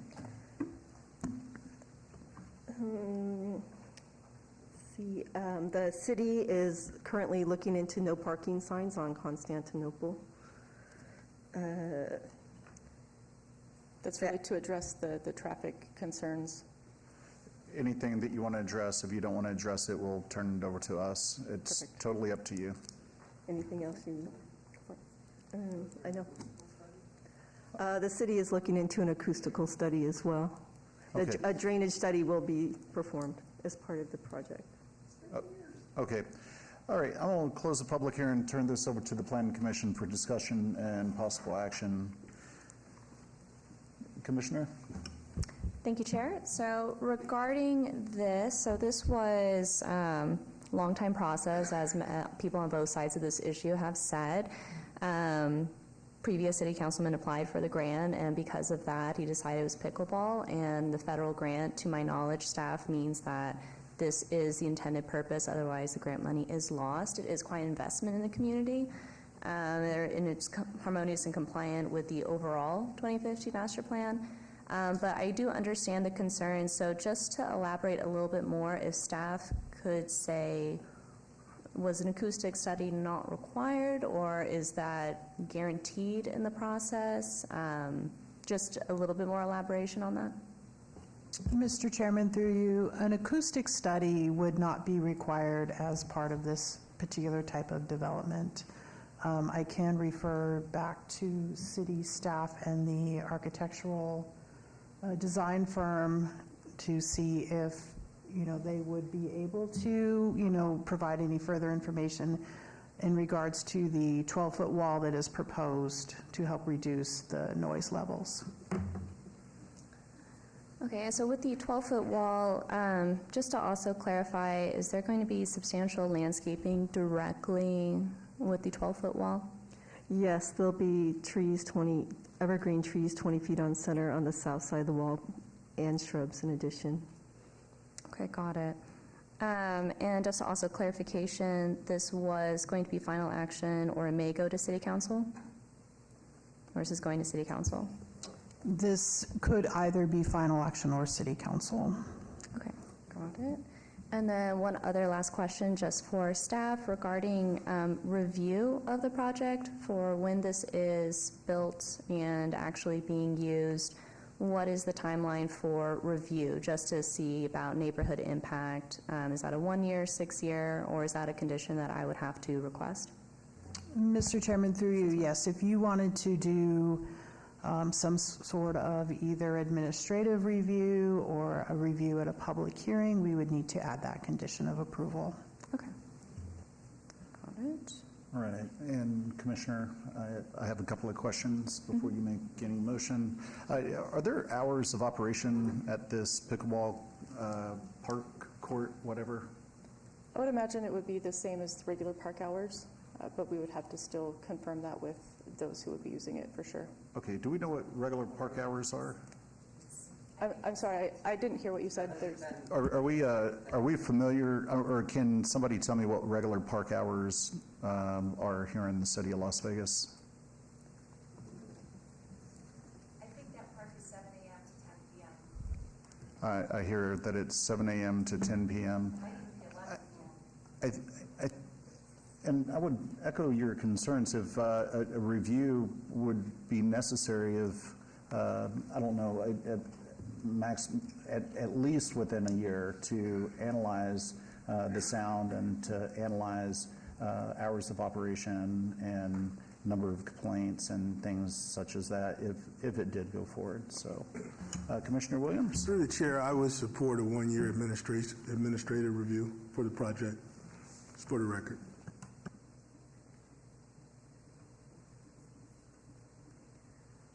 All right, Commissioner Walsh. Yes, my question, has a traffic study been done on this project? It has not been completed yet. Is it in process right now? Yes. Okay, and so the acoustical, so I know the drainage is going to be a big issue, so what's the... There will be a drainage study done as well. Okay, before it's put together? Yeah. As we're doing the design. Okay, the other thing is, how high are these lights for night games? Right now, we're looking at 30 feet to get the foot candles required. They will have shields, so the light will cut off. Is that similar to the soccer fields, that lighting that's used for the soccer fields? And I would have to know which soccer complex you're talking about. It'd be the one right off in Summerlin. You see it right off the highway. I mean, most of Summerlin Parkway. I would have to see, most of the lights put in recently have a sharp cutoff at most recreational facilities. Okay, thank you. Yes, Vice Chair. Through the chair, so there will be an acoustical study, is that what I heard? I'm sorry, I missed it. Yeah, we'll look into that for sure. And here's why I ask it. I do like pickleball. I could probably beat all 7,000 dinkers. I'm that good. But I am sensitive to what I've read, across the country, what's happened. A lot of them much closer in scale, neighbor to neighbor, or, much closer where there's been noise. So it just seems like a small acoustical study that if you could pull out, 4 or 5 small design elements, that's a good base for future projects and for all the other pickleball advocates that know some design elements that might help them, and I think what you'll find is the design elements aren't going to be necessarily extremely prohibitive. I think you'll find some stuff in there that'll make some sense. Obviously every site's different, every condition's different, but it seems like a small amount of money spent to possibly have some suggestions to be able to pull out for future developments as well. I am supportive of the project. I think, there's nothing that the city has as far as noise ordinance because it's a park that the park doesn't have to follow the same rules, say, anywhere else in the city, is there? Mr. Chairman, through you, pickleball is such a new, I don't even know, it's just such a new sport that, no, we do not have any requirements as far as acoustical requirements. But isn't there just a general noise ordinance across the city as far as decibel levels on? Yes, there is a noise ordinance, so that would have to comply with, it'd be similar to if you were having a party, Monday through Thursday, it has to end at, I believe it's 10 p.m. And that's what I'm getting at. If there's anything, so the park is still subject to this noise ordinance? Yes, they would be subject to a noise ordinance. Thank you for the clarity. Thank you. Okay, and just one more comment. I think on the light shielding and based on the light potentially going across the street, because one of the street lights was pointed out that was close to the cul-de-sac. Will the condition on condition number 2 that talks about the approval, I'm sorry. So condition 4, all necessary building permits shall be obtained, final inspections be completed in accordance with Title 19, all codes as required by building safety. Is that a catch-all to also include the shielding around the light to make sure that light isn't going directly across the street?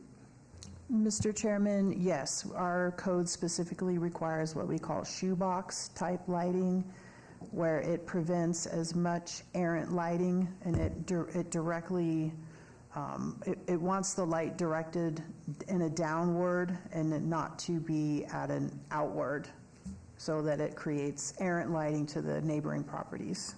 Okay. And if I can just direct the applicants to take a look at the lighting, make sure that we have the proper shielding around those lights. I know it's on the, I guess that would be the north side of that little street that comes in. Sometimes that shielding is a little bit more on the back of the fixture. If it needs to be rotated, the lights to the opposite side and facing the park with that additional shielding, any of those things, I mean, just take a look at it with your That won't lighting be a problem. consultants and Easy to do. go from there. But yeah, I think for me to get behind it, there would have to be some sort of one-year administrative review on the sound and on the sound to see if any adjustments need to be made to the noise, or if additional noise mitigation features need to be installed. So those are my thoughts. Commissioner Kasama? I agree, Chair, and actually I would move for 6-month staff review instead of the 1 year, just to shorten the timeline, because if it is truly onerous on the neighbors, I know that I would like that timeline to be shortened. So I am thinking a 6-month staff review, and I would like this to go to City Council. And then in the meantime, really pursue the sound study. I think Commissioner Cherry, you raised a really great point about how, since this is such a new kind of phenomenon, there isn't as much studies being done, and this could be something that we see in other wards or other communities here in the Valley where such a study could be beneficial. And then with the noise ordinance and the light shielding, as long as we are in compliance, that 6-month staff review will review the noise, ensure that the shielding of the light so it isn't spilling over into the neighbors with that shoebox lighting like you mentioned.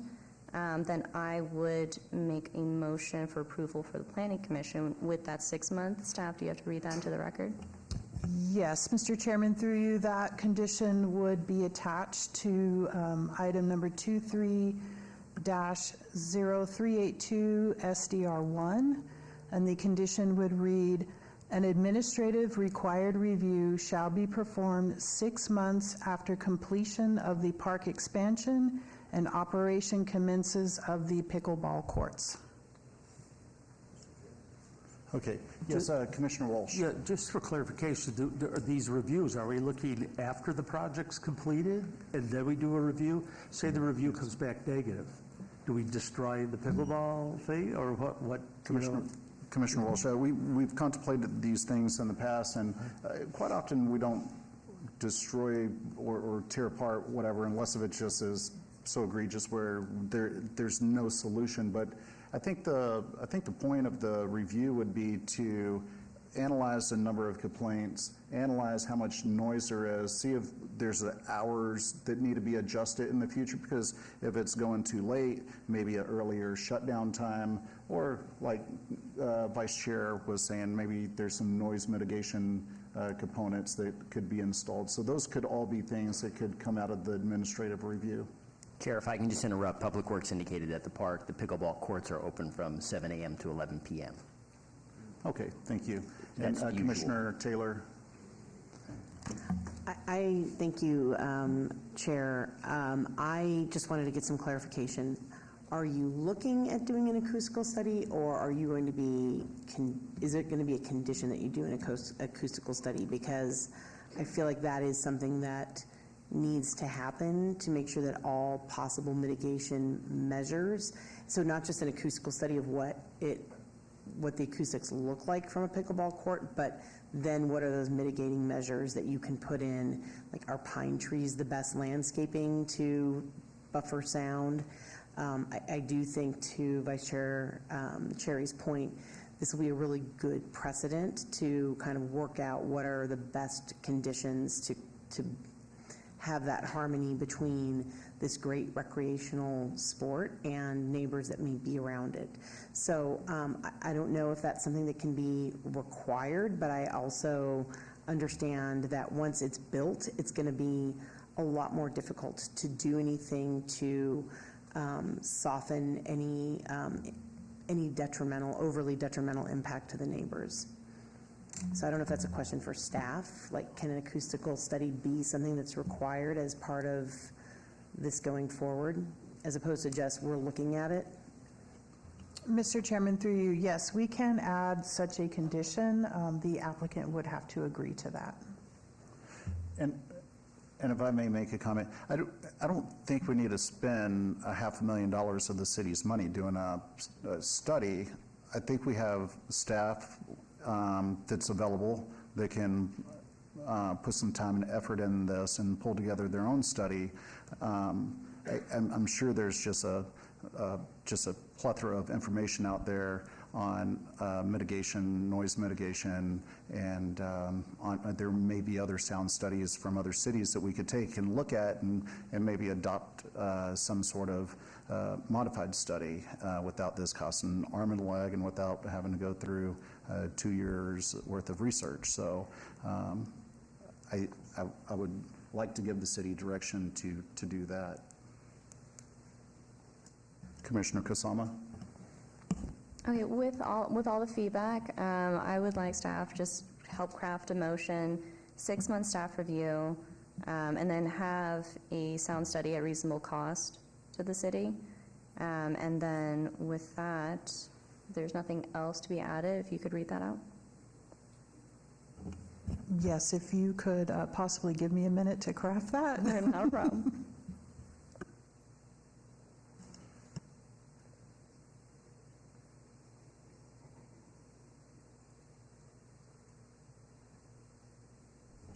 And Mr. Chairman, through you, would you want an acoustical study performed prior to construction of these particular courts? Do you want it performed in regards to these particular courts after they're constructed? I think the objective would be for the city to just spend a little bit of time to look at any kind of noise mitigation factors. You know, here recently, I was building a project and the city asked me to do a pedestrian study. I was the first person asked to do a pedestrian study.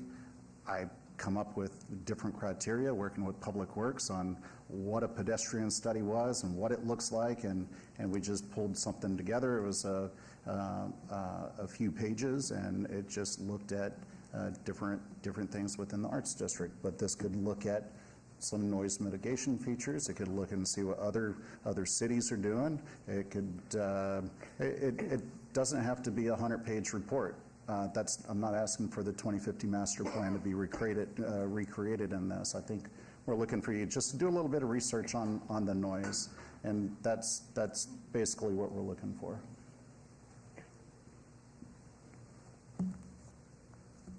But, Mr. Chair, I'm so sorry, just to clarify, but that's something you're looking for before they move forward with construction? Correct. Okay, all right. And, yeah, I mean, because it should be, these studies, these drainage studies and technical studies and traffic studies, noise studies, we do studies not to figure out what we did wrong necessarily. We figure out what we need to do things correctly.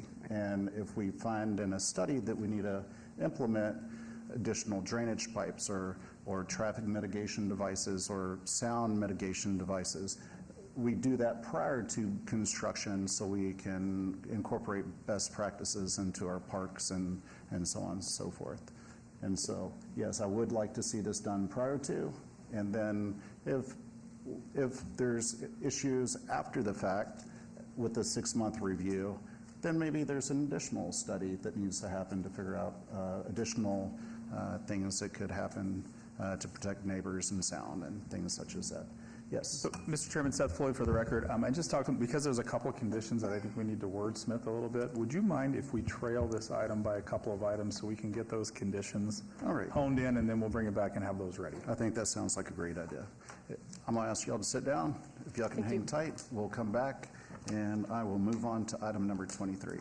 So item 23 is 23-0433 SDR1, applicant owner Richard Latz, for possible action on a land use entitlement project request for a proposed 2-story, 25,160 square foot wholesale showroom facility with waivers to allow the building to be oriented away from the minimum setback line and to allow blank walls where relief by variations in massing or articulation of facades is required at 4021 North Rancho Drive, Ward 5. Staff recommends approval. Can we get the staff report, please? Mr. Chairman, the development as proposed is compatible with the existing development in the surrounding area. The parcel fronts onto Rancho Drive and is surrounded on all sides by commercial development. Other than the waiver requests that have been adequately justified, the development adheres to Title 19 standards. Therefore, staff recommends approval of the request. Please note that there have been additional letters of support submitted since publication. Thank you. Thank you. Is the applicant here for item number 23? Seeing no applicant, I'll open this up for public discussion. Seeing no one, I'll close the public hearing, and I'll turn this over to Commissioner Williams. Thank you, Mr. Chair. No issues, and I concur with staff's recommendation. So at this time, I'd like to make a motion for approval on item 23-0433, SDR1. Motion for approval. Thank you. There's a motion for approval on the floor. Please cast your vote.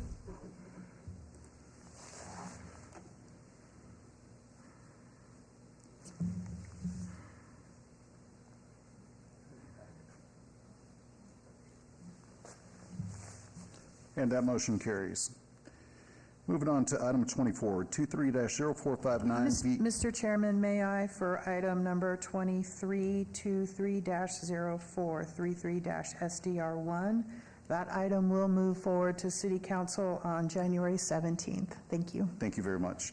Item 24 is 23-0459 VAR1, applicant owner Javier Cabellos, for possible action on a land use entitlement project request to allow 0-foot rear yard setback where 15 feet is required and 3-foot side yard setback where 5 feet is required for an existing residential accessory structure.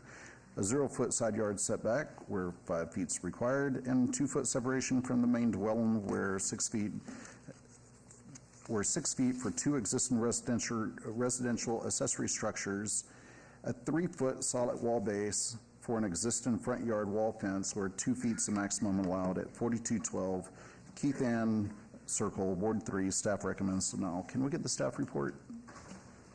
Mr. Chairman, staff finds the variance request to be a self-imposed hardship and is recommending denial. Please note an additional letter of protest was received since publication. Thank you. Thank you. Good evening. Hello, my name is Javier Ceballos, 4212 Keith Ann Circle. And I just purchased a house about 3 years ago. Some of the first shed, number 2, was already there when I bought the house. Also was the patio cover was already there when I bought the house. I did add the front gate, the two gates with the fence in the front, and that's matching to what other neighbors have. So I just, when it was built, it just match what the other neighbors have. I didn't really look at what was approvable, but I'm just trying to match what the other neighbors had. And I wanted to put a gate up because we're in a high crime neighborhood. The shed 1, I placed it in the back to use up that portion of the land, which is kind of odd shaped. Also, I get a lot of crime. The 0 feet setback, there's an empty lot on the west side of the property, and I get a lot of homeless people coming into my yard through there. Also through the south side where the dental office is at, I get a lot of people coming in through that from my yard there. I have video footage, people coming in from that area, so I put a big shed there to try to keep them out, and I also have cameras back there.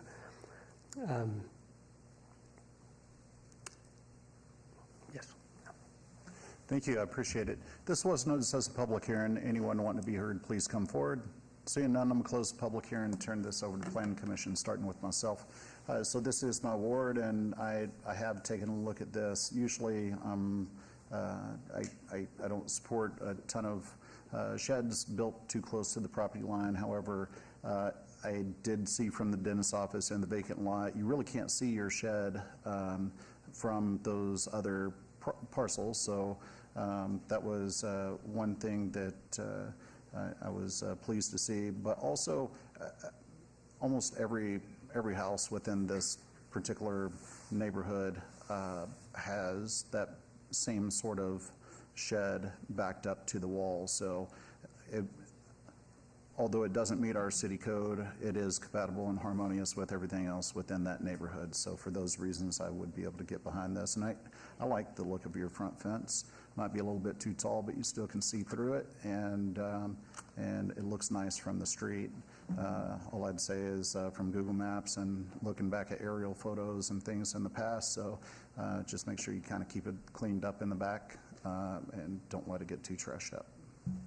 Other than that, Vice Chair? Through the chair, prepared to make a motion. Please do. On item number 23059 VAR1, motion for approval. Thank you. Subject to all staff conditions. And you agree to all staff's conditions?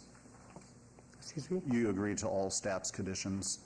Yes. Okay, and you know you'll have to go get a building permit, and Correct. those are going to be extremely difficult to get permitted. You may end up having to tear those down anyways. So anyways, motion's on the floor. Please cast your vote.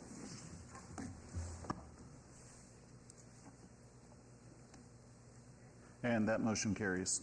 Mr. Chairman, that item is final action tonight unless appealed to the city clerk within 10 days. All right, thank you very much. Thank you. Moving on to item number 26, 23-0517 VAR1, applicant owner Austin Gardner, for possible action on land use entitlement project request to allow a 30-foot front yard setback where 50 feet is required for a proposed single-family residential dwelling at the southeast corner of Fisher Avenue and Mustang Street, Ward 6. Staff recommends denial. Can we get the staff report, please? Mr. Chairman, staff finds the hardship is self-imposed and recommends denial of the variance. Please note additional letters of support were received since publication. Thank you. Thank you. Good evening, sir. Good evening. My name's Austin Gardner. I'm at 6801 Jeanette Street, Las Vegas. Oh yeah, so I'm doing a single-family house on this property. I was trying to do a 30-foot setback, so I have a little bit bigger backyard. The houses to the north of the property, I see their setback is less than the people from the south. I don't really see it being blocking anyone's view from anything or anything like that. So that's pretty much it. Okay, thank you very much. This was noticed as a public hearing. Anyone wanting to be heard, please come forward. Seeing none, I'm going to close the public hearing, turn this over to Planning Commission, starting with Commissioner Taylor. Thank you, Mr. Chair. I have been out to see this site, given its location on a corner and given its adjacency to a school. I just don't see any issues with this request, and I would be prepared to make a motion at this time. Thank you. Please do. Okay, I'd like to make a motion to approve item 26, which is the variance for 23-0517, subject to any staff conditions. Thank you. Motion's on the floor. Please cast your vote.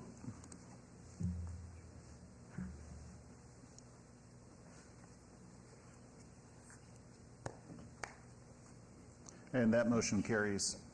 And Mr. Chairman, that item is final action tonight unless appealed to the city clerk within 10 days. All right, moving on to item number 27, which is 23-0520 VAR1, applicant owner David Mariorana, for possible action on a land use entitlement project request to allow a 0-foot corner yard setback where 10 feet is required for an existing patio cover at 1825 East Oakey Boulevard, Ward 3. Can we get the staff report, please?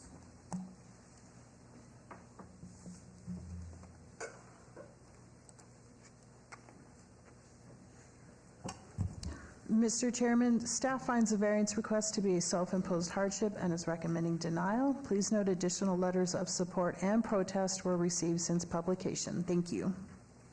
All right, thank you. Good evening, sir.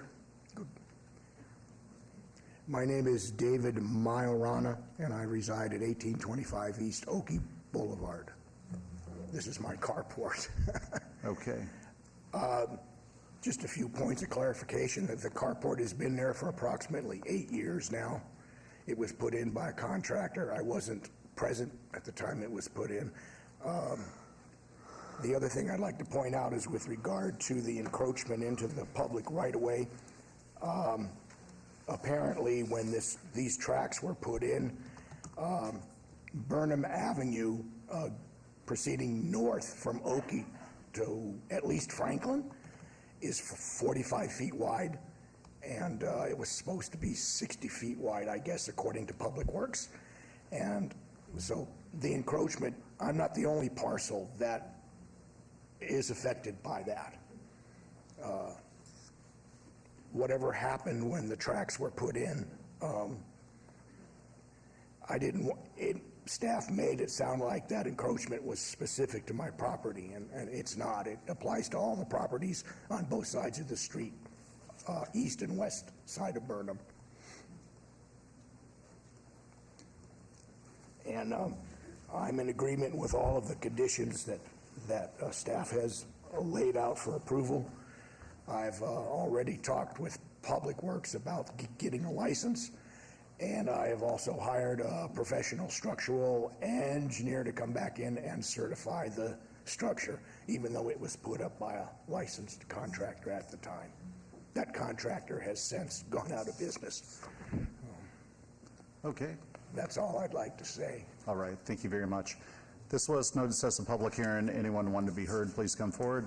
Seeing none, I'm going to close the public hearing, turn this over to Planning Commission for discussion, starting with myself. This is my ward. I pass through this area quite a bit.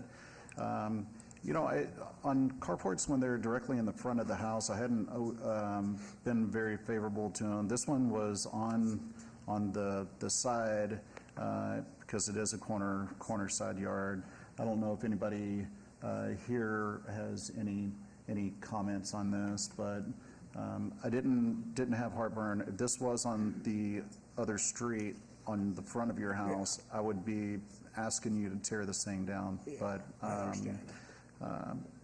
But I don't think it's as bad on the side.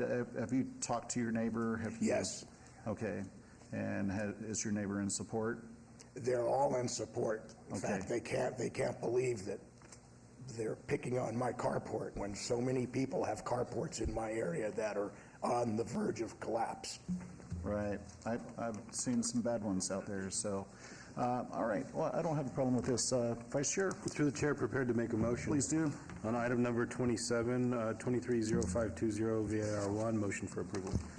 Motion for approval on the floor. Please cast your vote. Subject to all staff conditions. Subject to all staff conditions. And you agree to staff's conditions, sir? Yes, I agree to all conditions. All right, and that motion carries. Thank you very much for your time. 1 second, sir. And Mr. Chairman, that item is final action tonight unless appealed to the city clerk within 10 days. Okay, thank you. Okay, thank you. All right. On item number 28, 23-0522 VAR1, applicant owner, Gazelle Pedroza Aguilar, for possible action on the following land use entitlement project request to allow a 1-foot side yard setback where 3 feet is required, a 1-foot rear yard setback where 3 feet is required, and a 1-foot separation from the primary dwelling where 6 feet is required for an existing residential accessory structure, casita, a 0-foot side yard setback where 5 feet is required for an existing patio covered a 0-foot side yard setback where 5 feet is required for an existing patio cover, 6-foot tall front yard wall fence where 5 feet is the maximum allowed. Total accessory structure coverage of 103% of the primary dwelling floor area where 50% is maximum allowed, and to allow a 0-foot separation from the primary dwelling where 6 feet is required for the existing residential accessory structure carport, and to be located within the front yard where such is not allowed at 1800 Silver Birch Lane, Ward 3. Staff recommends denial. Can we get the staff report? Mr. Chairman, staff finds the variance request to be a self-imposed hardship and is recommending denial. Please note additional letters of support and protest were received since publication. Thank you. Thank you. Is the applicant here tonight? This was noticed as a public hearing. Anyone wanting to be heard, please come forward. Seeing none, I'm close to public hearing.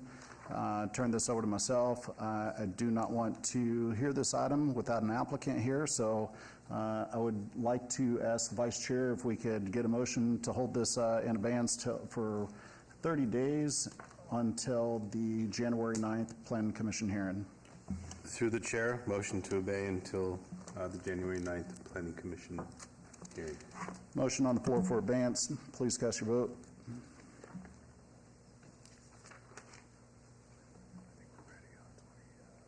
And that motion carries. All right, moving back to item number 22, reopening this particular item. So I'm going to ask the applicant to come back forward and turn this over to Mr. Floyd. Thank you, Mr. Chair. Seth Floyd for the record, and I believe we've got a few conditions to read into the record, and then we can go ahead with that motion if that's what you'd like to do. Please.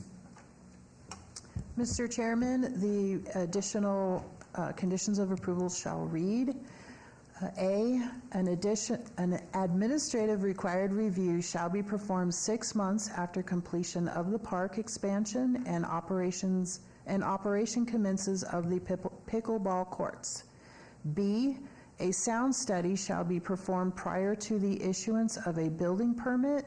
And finally, C, no parking signs shall be installed along Constantinople Avenue adjacent to the park. Thank you. Thank you. And Mr. Chairman, those will be on 22B, the site development review. Thank you. Commissioner Kazama. With that, I'd like to make a motion to approve item 23-0382, public hearing, and 22A, 22B, subject to staff conditions as read. Thank you. There's a motion on the floor. Please cast your vote.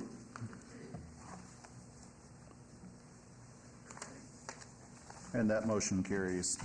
And that item is final action tonight unless appealed to the city clerk in 10 days. All right, thank you. Moving on to item number 29.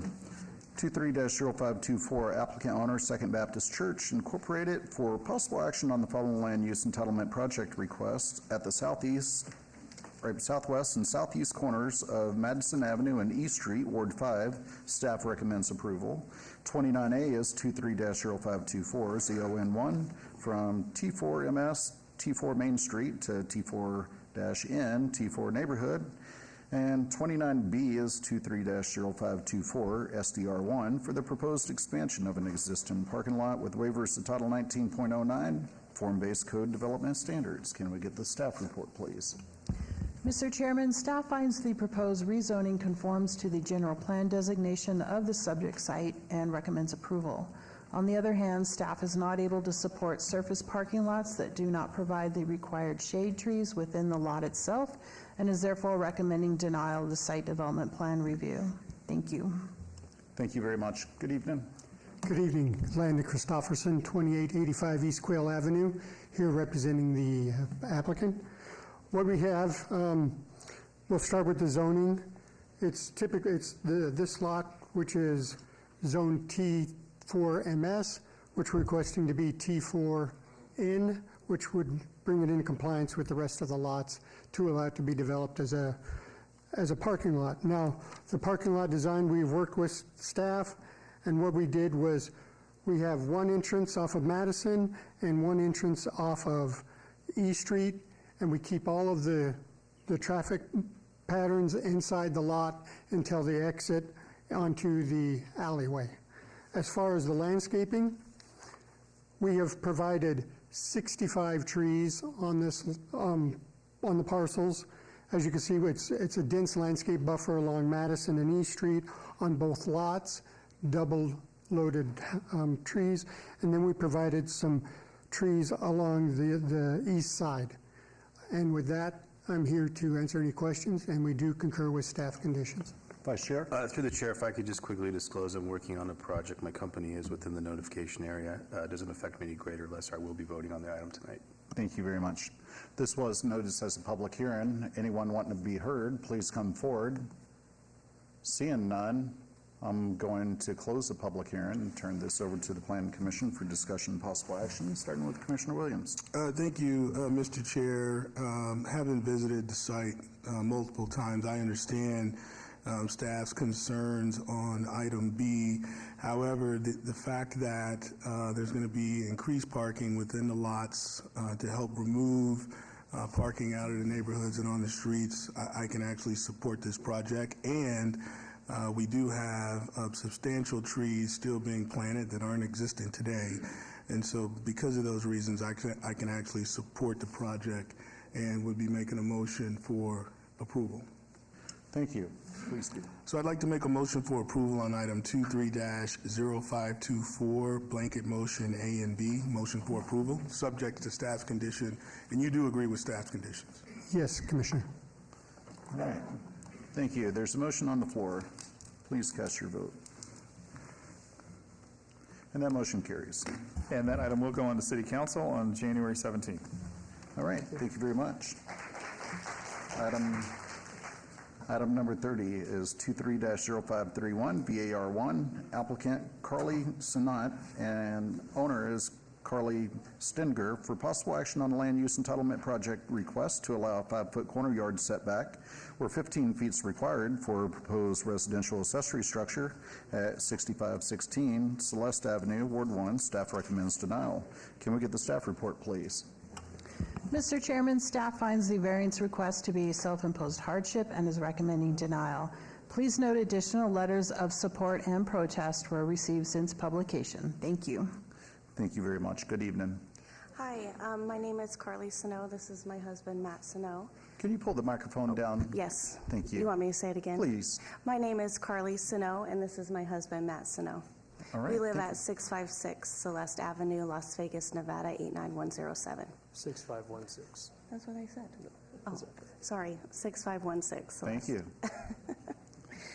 Other than what we submitted, I think we just want to note that we're not looking to just kind of build a casita for a luxury or another accessory. We have really three main reasons, and that's to help my dad into retirement financially, as well as we've outgrown our home. But most importantly, I do have a disability and a diagnosis of epilepsy. My dad is a huge help for transportation for our children. I try not to drive as much as possible, and he is just really there for us. And so to have his eyes on our house and the kids and to help take them to school would be huge for us. So, yeah. All right. Thank you very much. This was noticed as a public hearing. Anyone wanting to be heard, please come forward. All right. We have one person. If I could ask y'all to step back.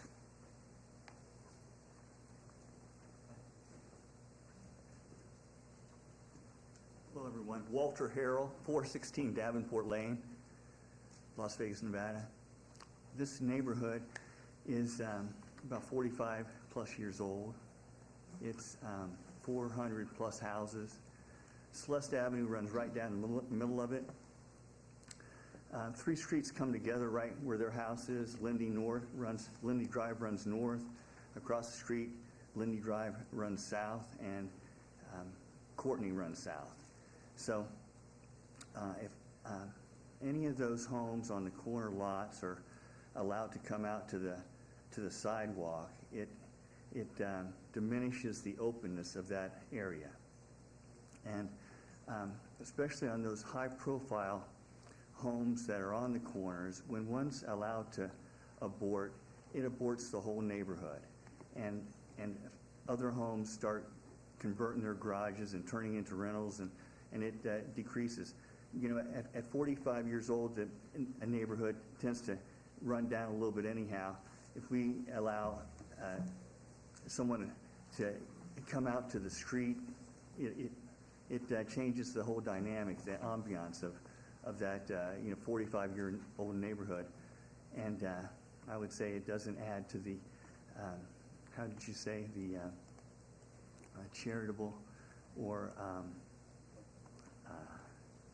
it doesn't add to the neighborhood, so I oppose it.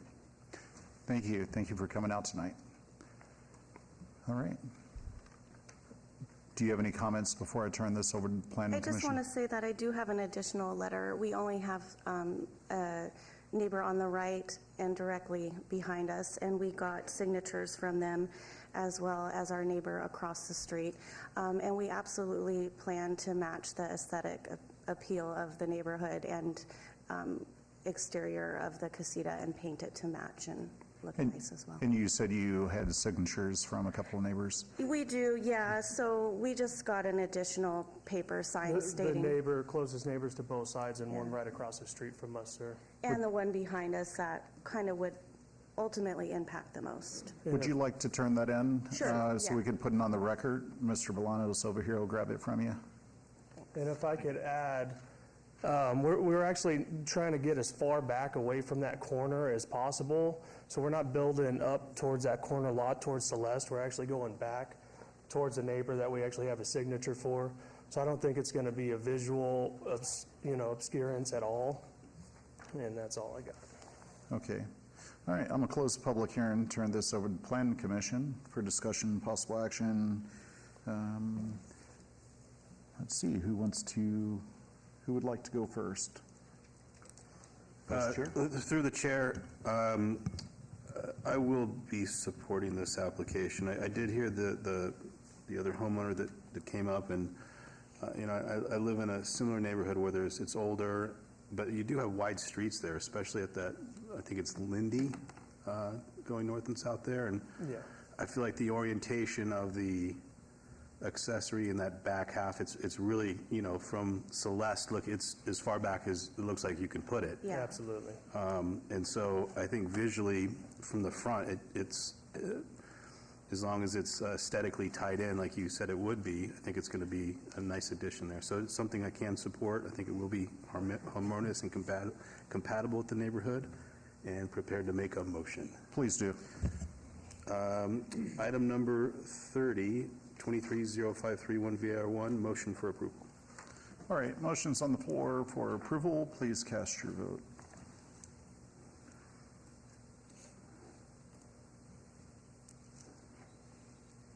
And that motion carries. And that is final action. Let's appeal to the city clerk in 10 days. Thank you so much. Have a great night.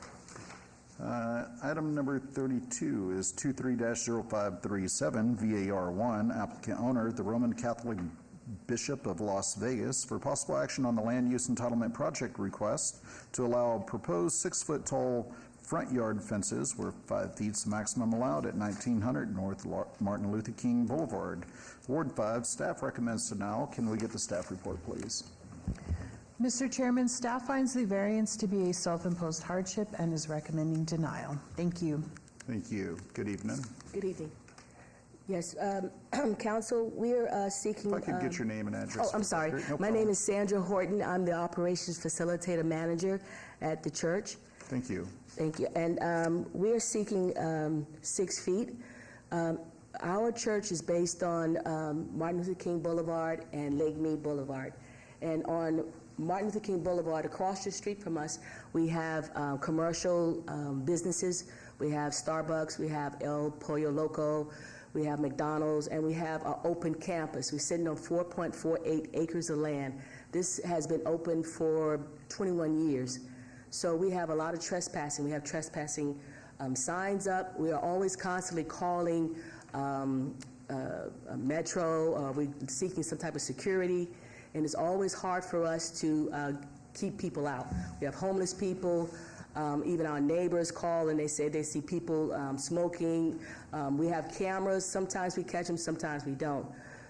We feel that if we have a higher fencing, that'll deter some of the trafficking, because 5 feet, some people can scale it in our neighborhood. We have a lot of athletic people. We feel that that'll be a coat hanger, 5 foot.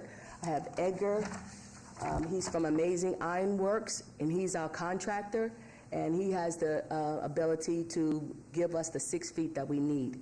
This is our priest, Father Benoit, and he's also in agreement with it, because we have dealt with so many people coming in on our campuses. Every time we come to work, we have to sit in our cars, wait for other people to come in, and we'll have a swinging gate, and that way we'll be operating with the remote from inside. So we appreciate it if we could get 6 feet. We also have letters from the east side, which is just neighbors, people, houses, because the west side is where the commercial is, businesses, and there'll be a see-through fence. So we have letters, people letter of acknowledgement that they agree that a fencing would be fine. Okay, thank you very much. This was noticed as a public hearing. Anyone wanting to be heard, please come forward. Seeing none, I'm going to close the public hearing, turn this over to the Planning Commission, starting with Commissioner Williams. Thank you, Mr. Chair. Having studied the project, working with staff, I understand it's 6 feet.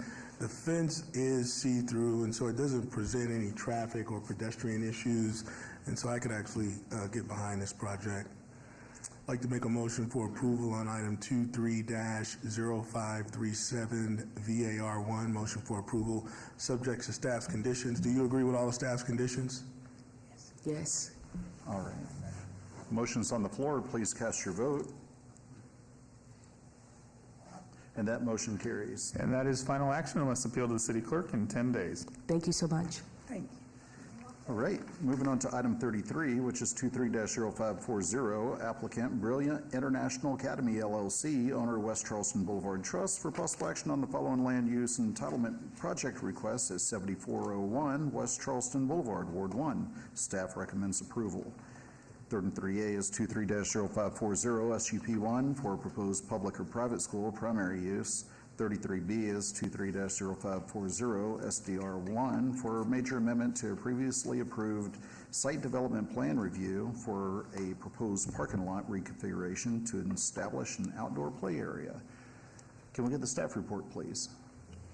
Mr. Chairman, staff finds that the proposed repurposing of a vacant office building for a primary school fulfills key objectives of the City of Las Vegas 2050 Master Plan relating to education and is harmonious and compatible with the surrounding development in the area. Therefore, staff recommends approval of the special use permit and site development plan review. Please note additional letters of support and protest were received since publication. Thank you. Thank you. Good evening. Good evening, staff. My name is A. Pantip at 4881 West Hacienda, Las Vegas, Nevada. I'm on behalf of application, and there was existing building here has been vacant for 4 years. Over 4 years.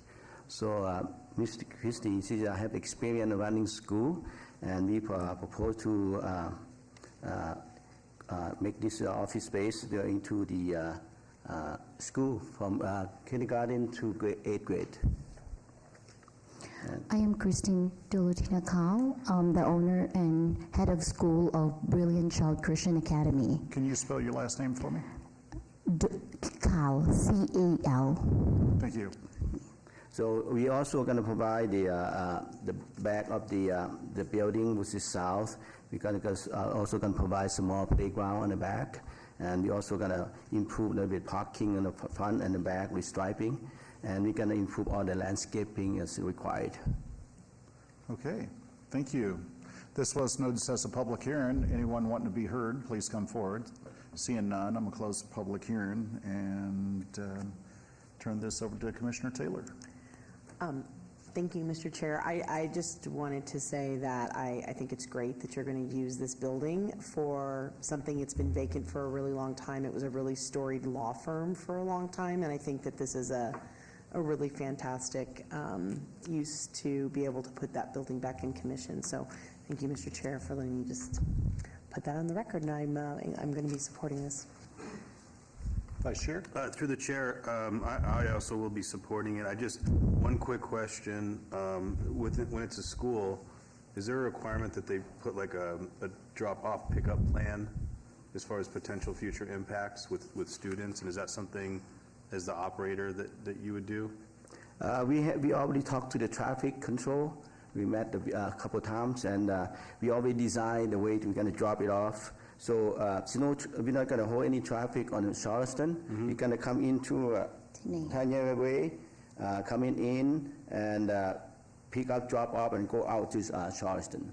Okay, so I raise it because we've had some in the past which we've had come back to us where we've had to kind of address, really it's been traffic, I think, and circulation, but it sounds like that's been Maybe we- addressed on the front end here. We can ask Mr. Bolanos. Victor Bolaños, Public Works. Yes, condition number 12 does state that they have to do a traffic impact analysis, which will review the circulation study on it. Okay, thanks. And again, I am supportive of, I'm also prepared to make a motion. Please do. Make a motion for approval on item number 33, a blanket motion for items A and B. All right, motions on the floor for item 33A and B for approval. Please cast your vote. And that motion carries. And Mr. Chairman, that item will go on to City Council on January 17th. Thank you. Thank you. Thanks. Item 34 is 23-0551, applicant Clark County School District, owner School Board of Trustees for possible action on the following land use entitlement project request at the northeast corner of Harris Avenue and Marion Drive, Ward 3. Staff recommends denial. 34A is 23-0551 VAR1 to allow deviations from Title 19.10 CV Civic Development Standards. 34B is 23-0551 VAR2 to allow 327 parking spaces where 360 spaces are required and to allow 3 loading spaces where 4 loading spaces are required.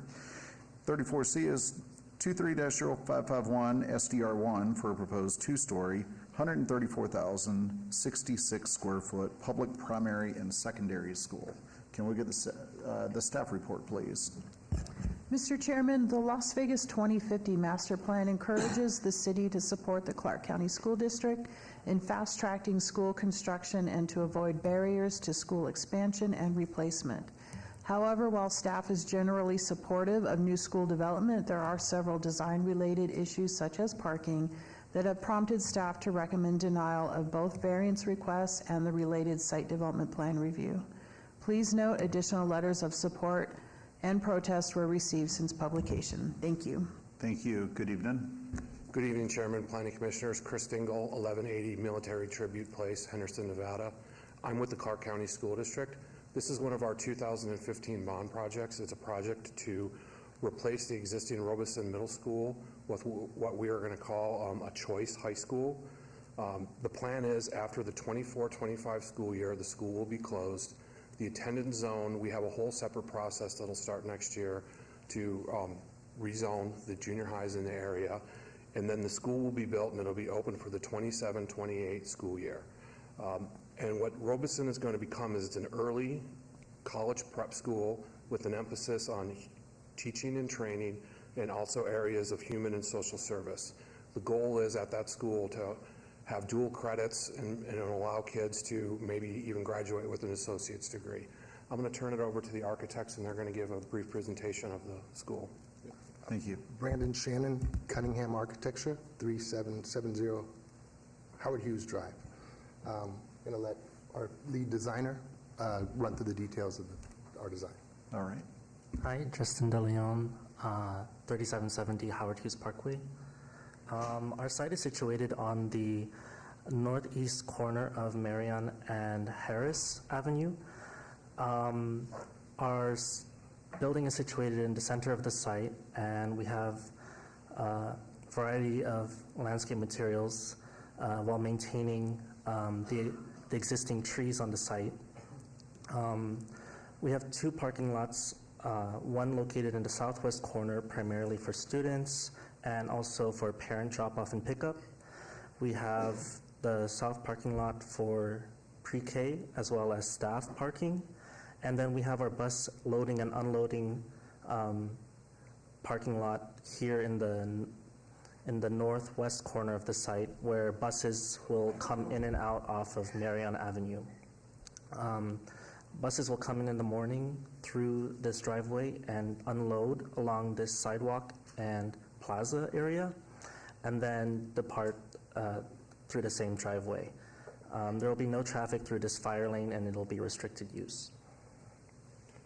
Okay. Sorry. The building will be constructed out of CMU block with a variety of CMU veneer as well as stucco finishes. And the site will feature decorative concrete in the plaza areas.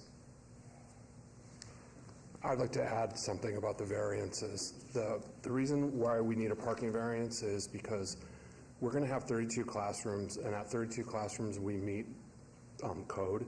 However, we do have an area right here where we place the possibility of putting some portables. It's not anticipated at a school like this that we'd ever need portables, but one of the lessons we learned from COVID is you never know what's going to happen in the future. And if we do have to expand, and separate kids or do some things like that, it's better to plan that ahead in our space planning, and also we'll run some utilities and have some vaults. So when those 8 additional classrooms are included, that puts us over for the parking. And also the landscaping. The plan is to keep this existing area right here that exists right now as a field. The turf will be removed, and we're going to keep 23 of the mature trees right there. And we're going to keep that the same from here all the way around. And over here, we will be planting trees. So this is the area right here where the landscaping. And also, we have security concerns with putting trees in the parking lots, so we don't do that for the purposes of the cameras being able to see across the parking lots. So, thank you. All right, this was noticed as a public hearing. Anyone wanting to be heard, I'm going to ask you gentlemen to step to the side. Please come forward. Hello, thank you for letting me be here. My name's Rena Lombardo. I live at 4851 Harris Avenue, which is, I will be looking at their parking lot, where I look at a grassy field for the last 40 years. I've lived in my house for over 40 years. Dale Robinson was built in '71. I'm getting ahead of myself. First and foremost, school and public safety are a major concern for me. I think for that reason is why I'm concerned when you combine junior high school and high school together. You need to put, or the school district needs, I feel, needs to put a substation on the corner there for school police and Metro and for the public to come to. We're in the highest crime area in the valley between Nellis and Pecos. Every week somebody's getting killed there. And the streets, I'm asking them to take this parking lot and put it on the back side of the school so that we don't have to look at it and we don't have to feel the heat, because we're losing 12 acres of field out there. And it's going to be very hot. And on Marion, they could put in that top part of the parking lot and take it all the way down to Greenbrook, which would be clear over on the other side of the school. It wouldn't be out on Harris. And if they would just tweak the building a little bit, because it's 2-story, they want a 2-story building. Now Dale Robinson is 1-story. It's going to be looking right over into our yards. So again, on this back wall, there are tract homes here. We're Ranch Estates across on Harris. But the tract homes already have a 6-foot wall up. So it's the school's not going to interfere with the privacy of all the tract homes all around from Marion down to Greenbrook. And then this is just a terrible plan, sir. They've given, the neighbors aren't here to speak on this. I've petitioned for speed bumps out there 20 years ago. They turned it down. They wanted they said it would be hard on the fire engines. Well, now they want to increase junior high to high school, bringing up a gigantic amount of students. It's not a good thing happening. And I ask that you give me time so I can petition the neighborhood, because this is my forever home. I've already been in my home for over 40 years. Dale Robinson was built in '71, and it's not a bad school at all. It's, in my mind, the school district takes the money and they waste the money. There's never been a fence up around that school in over 50 years, and now this year last year they put up a fence, and they're just going to tear it down again. There's a lot of money wasted there, and I'm concerned with the traffic. You need to put traffic. Kids don't look. They just go out and they cross the street. They walk out into the street. You have students jaywalking on Marion and Harris. And I just ask for a little bit of more time so that we can get together with the school district. So if they want to build a school, fine, or rechange it, tear it down, and waste our public dollars. I can't stop that. But I just ask for a little bit more time, and if they would just tweak it a little bit, so then the school would be facing east and west instead of south and north. Okay, thank you very much. Thank you for coming out and expressing all I those oppose concerns. it, please. Thank you so much. You know, it's like cutting my front yard right out from under me. Thank you. Anyone else? Good evening, ladies and gentlemen. Good evening. My name is Lloyd Stevens. I live at 4887 Harris Avenue. My property is approximately right in this area here. Oh, I'm sorry. Thank you. My property is approximately right here on this corner. Okay. My opposition to this is when we met with the school district last week, they could not answer the questions about the traffic and the extra, what's going on at the school. With both of these entrances and exits right here loading onto Harris Avenue, are we going to widen the street? My side of this street is a residential estate for horses. People on my side have horses. Will we get rid of that horse bridle path there and put in curb and gutter to widen the street? If that is, who will pay for that? Do I have to pay for my section in front and all of my neighbors do that also? Because that will financially impact me. One of my curiosities was, according to statistics, they said they'll be able to move the junior high students out of the area and make this more of a high school. We have El Dorado High School about 6 blocks to the east. We have Desert Pines down here on Washington, and there's one other one, but I'm not sure of the name of it. Do we need another high school in this immediate area? Is there that many students that are going to use this high school? I understand they're trying to push a new program to make it college preparatory, but how many ninth graders are ready for high school or college preparatory? Not the 2,000 that they're anticipating at this school.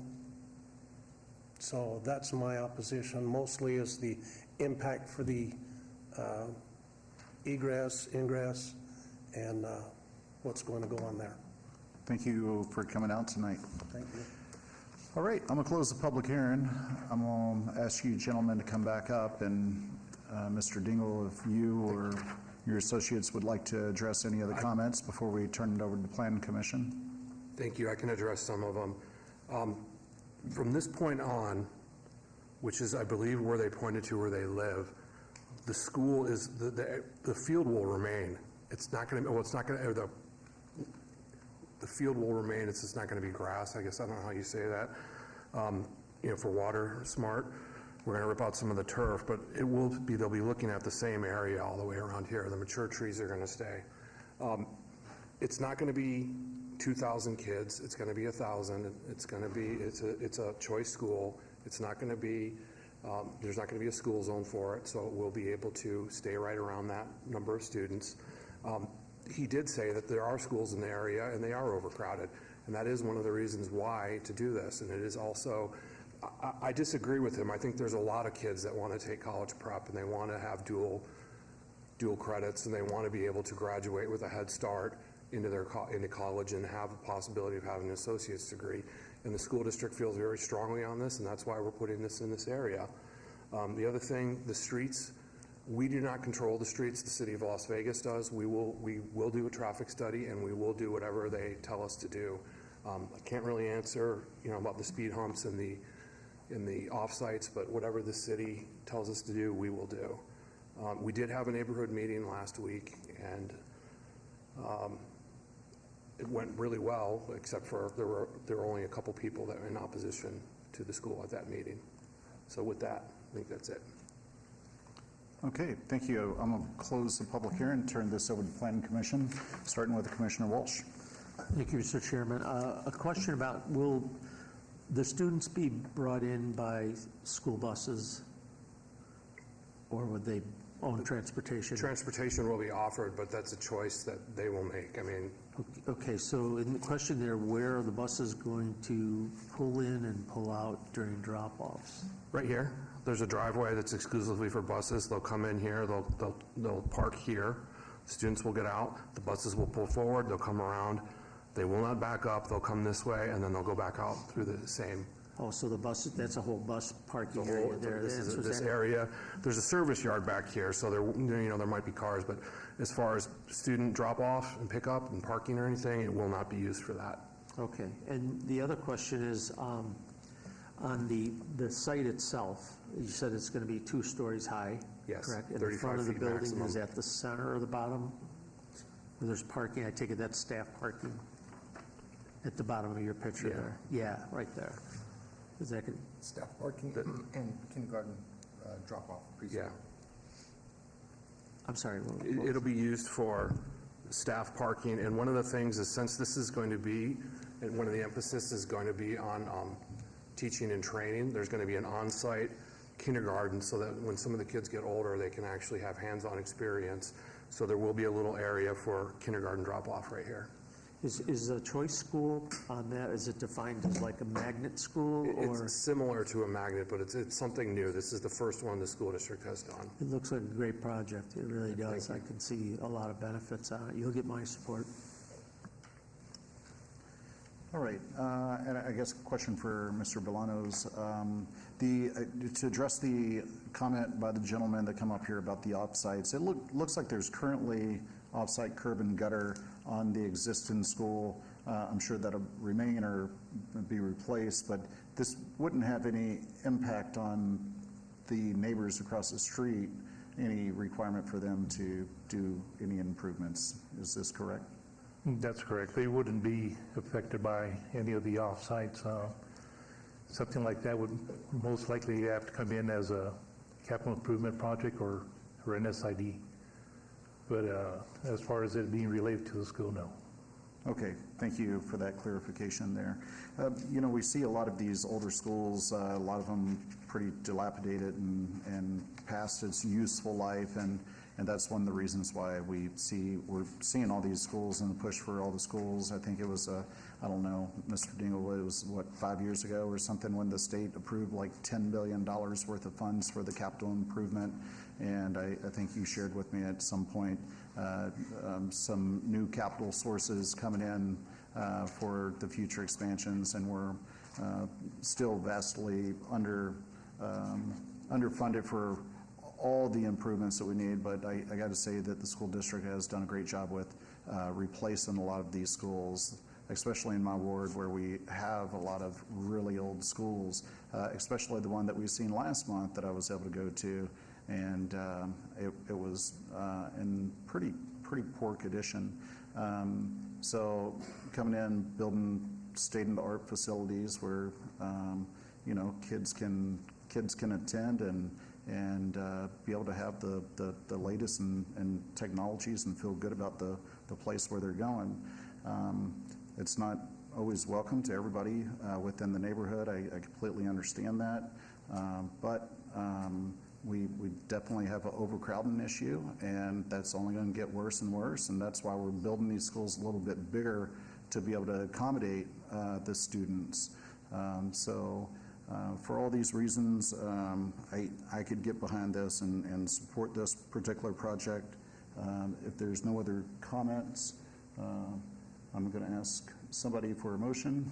Vice Chair. Through the chair, on item number 34, a blanket motion for approval subject to all staff's conditions. And I just want to make a comment before everybody casts their vote to the individuals that come out here tonight. I would encourage Mr. Dingle and to get together with them. There may be some sort of modifications that you make between here and City Council, because I'm pretty sure this goes to City Council, and that was one of your requests, that you had a little bit more time to work with them. This won't be final action, so you will have another 45 days to go through this and try to see if there's any other improvements that you can make to this project. All right. Motion on the floor for approval. Please cast your vote.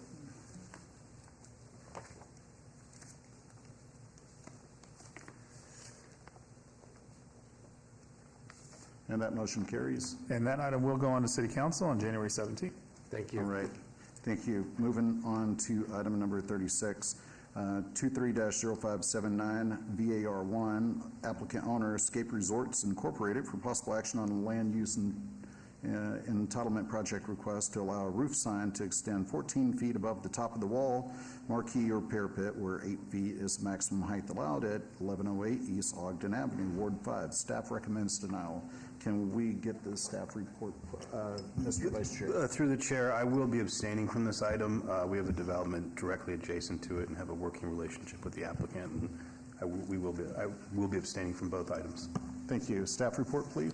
Mr. Chairman, the proposed roof-mounted sign does not comply with established Title 19 sign development standards. No evidence of a unique or extraordinary circumstance has been presented to warrant the requested variance. Therefore, staff finds the variance request to be a self-imposed hardship and thereby recommends denial. Thank you. Thank you. Good evening. Good evening. Could we get your name and a little background on the project? My name is Matt Brady. I am at 5115 South Arville Street. I am the representative for Patrick Signs, who is a signage contractor for Benton Hotel and Resort. We are seeking a variance to allow the signage to extend a total of 14 feet above the top of the parapet roof. This serves as their main source of identification for the hotel. They are bringing this in. This is a revitalization area and kind of building this area up. On the original building permit, this sign was rendered as, and the architecture has also kind of shown on the original building permit. We've rendered them to size. We've also gone through and already gotten a engineering approved by it. We're just looking to find this variance. Okay, thank you. Hi, my name is Mike Panzer with Spark Design Group at 1604 South Commerce Street. I'm here as the architect representing the owner, and we did submit drawings and renderings of this. We've always represented the sign in its capacity. We did have language in there having this as a separate submittal for signage was typical, but the intent was always shown, it was approved in those drawings. We've designed the building to have that pole as a placeholder for that, and so here we are today with this. We're a little surprised of the denial, but we do feel it's compatible with the neighborhood, and we look forward to your guys' support. All right, thank you. Hello, I'm Mark Hunter, 1108 East Ogden. As I said, I am a co-owner of the business. One concern is that the structure's already been built, and there will be a pole sticking up there that's already been approved. So whether it has a sign on it or not, it's already existing. As the architect has said, we have always had representation of the sign being there.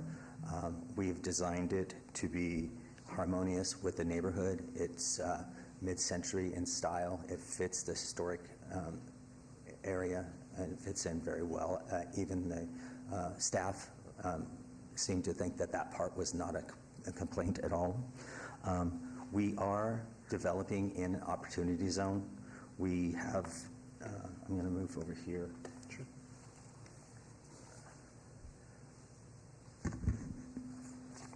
We have designed the sign as, to be a mid-century kind of design that fits within the community.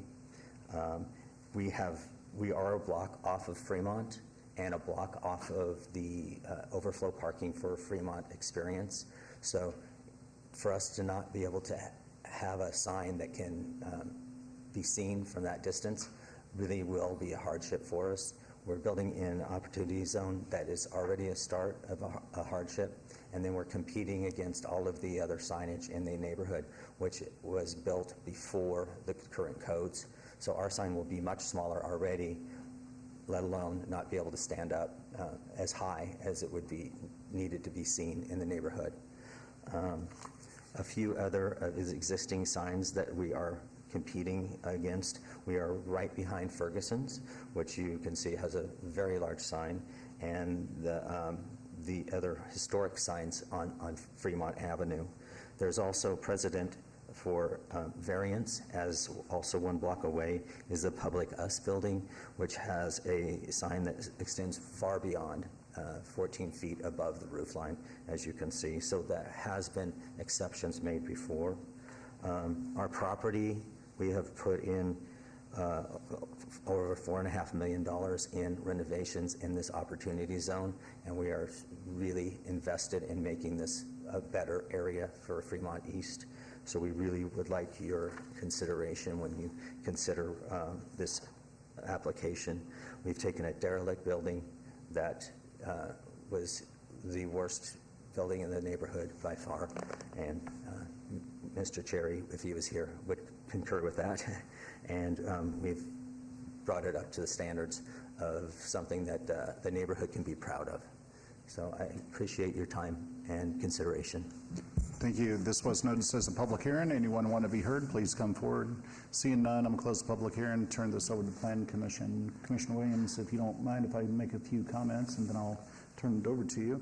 I've seen your project at my office is right behind the Public Us building, and I build a lot in this neighborhood, and I know that that building was super dilapidated for a number of years. So anyways, what you've done in to that building is great. I pass it probably 15 times a week, and I'm just glad to see the investment, and you'll see my support on this tonight.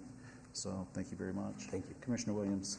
Thank you, Mr. Chair. I too support this project. I think it's a cool project, and I think the sign actually it still fits the area. You're just outside of the downtown overlay. So for that reason, I can also support it's in that general vicinity. So I'll be supporting this project. Would like to make a motion for approval on item 23-0579 VAR1. Motion for approval subject to staff's conditions. You agree with all the staff's conditions? Yes, we agree to all conditions. All right, motion on the floor. Please cast your vote.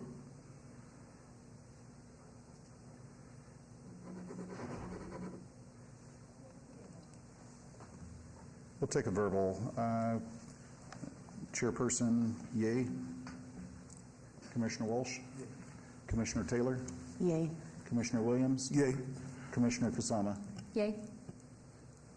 All right, and that motion carries.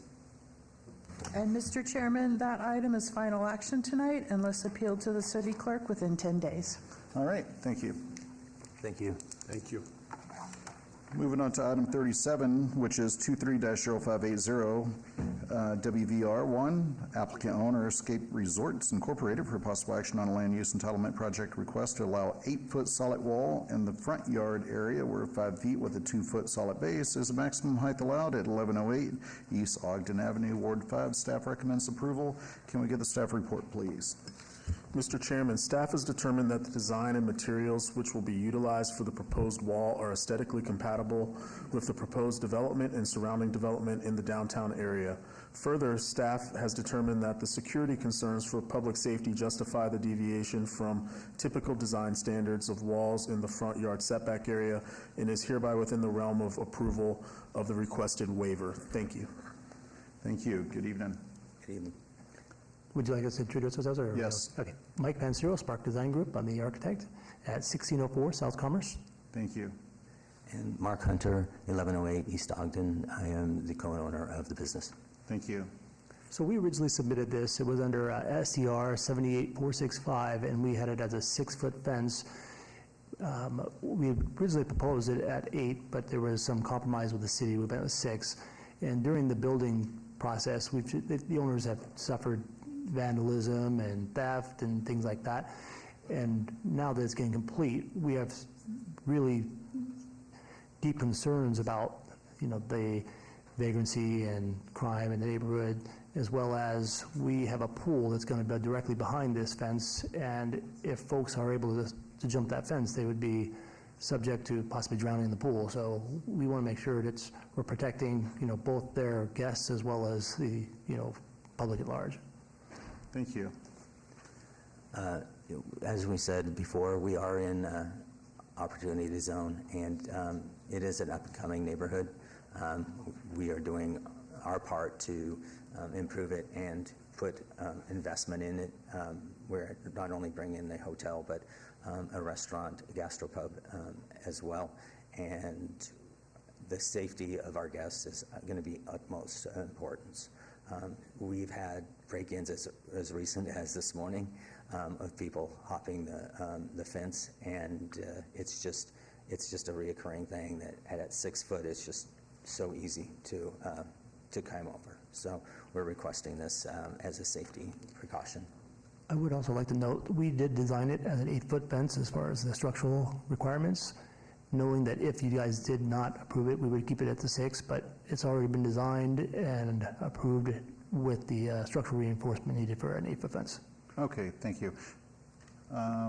Vice Chair? Through the Chair, I also will be abstaining on this item, this related item, with having the relationship that we do. Thank you very much. This was noticed as a public hearing. Anyone want to be heard, please come forward. Seeing none, I'm going to close the public hearing. Turn this over to Commissioner Williams. Thank you, Mr. Chair. I actually concur with staff's recommendation on this item, the continuity, security, and it ties into the existing building elevation. So at this time, I'd like to make a motion for approval on item 23-0580, WVR1, motion for approval, subject to staff's conditions. You agree with all the staff's conditions? We agree to all staff conditions. All right, thank you. Motion's on the floor. Please cast your vote.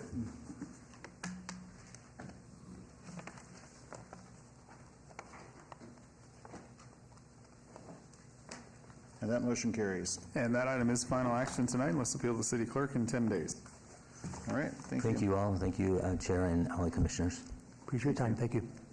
Moving on to number 40, citizens' participation. Public comment during this portion of the agenda must be limited to matters within jurisdiction of the Planning Commission. No subject may be acted upon by the Planning Commission unless that subject's on the agenda and scheduled for action. If you wish to be heard, come to the podium and give your name for the record.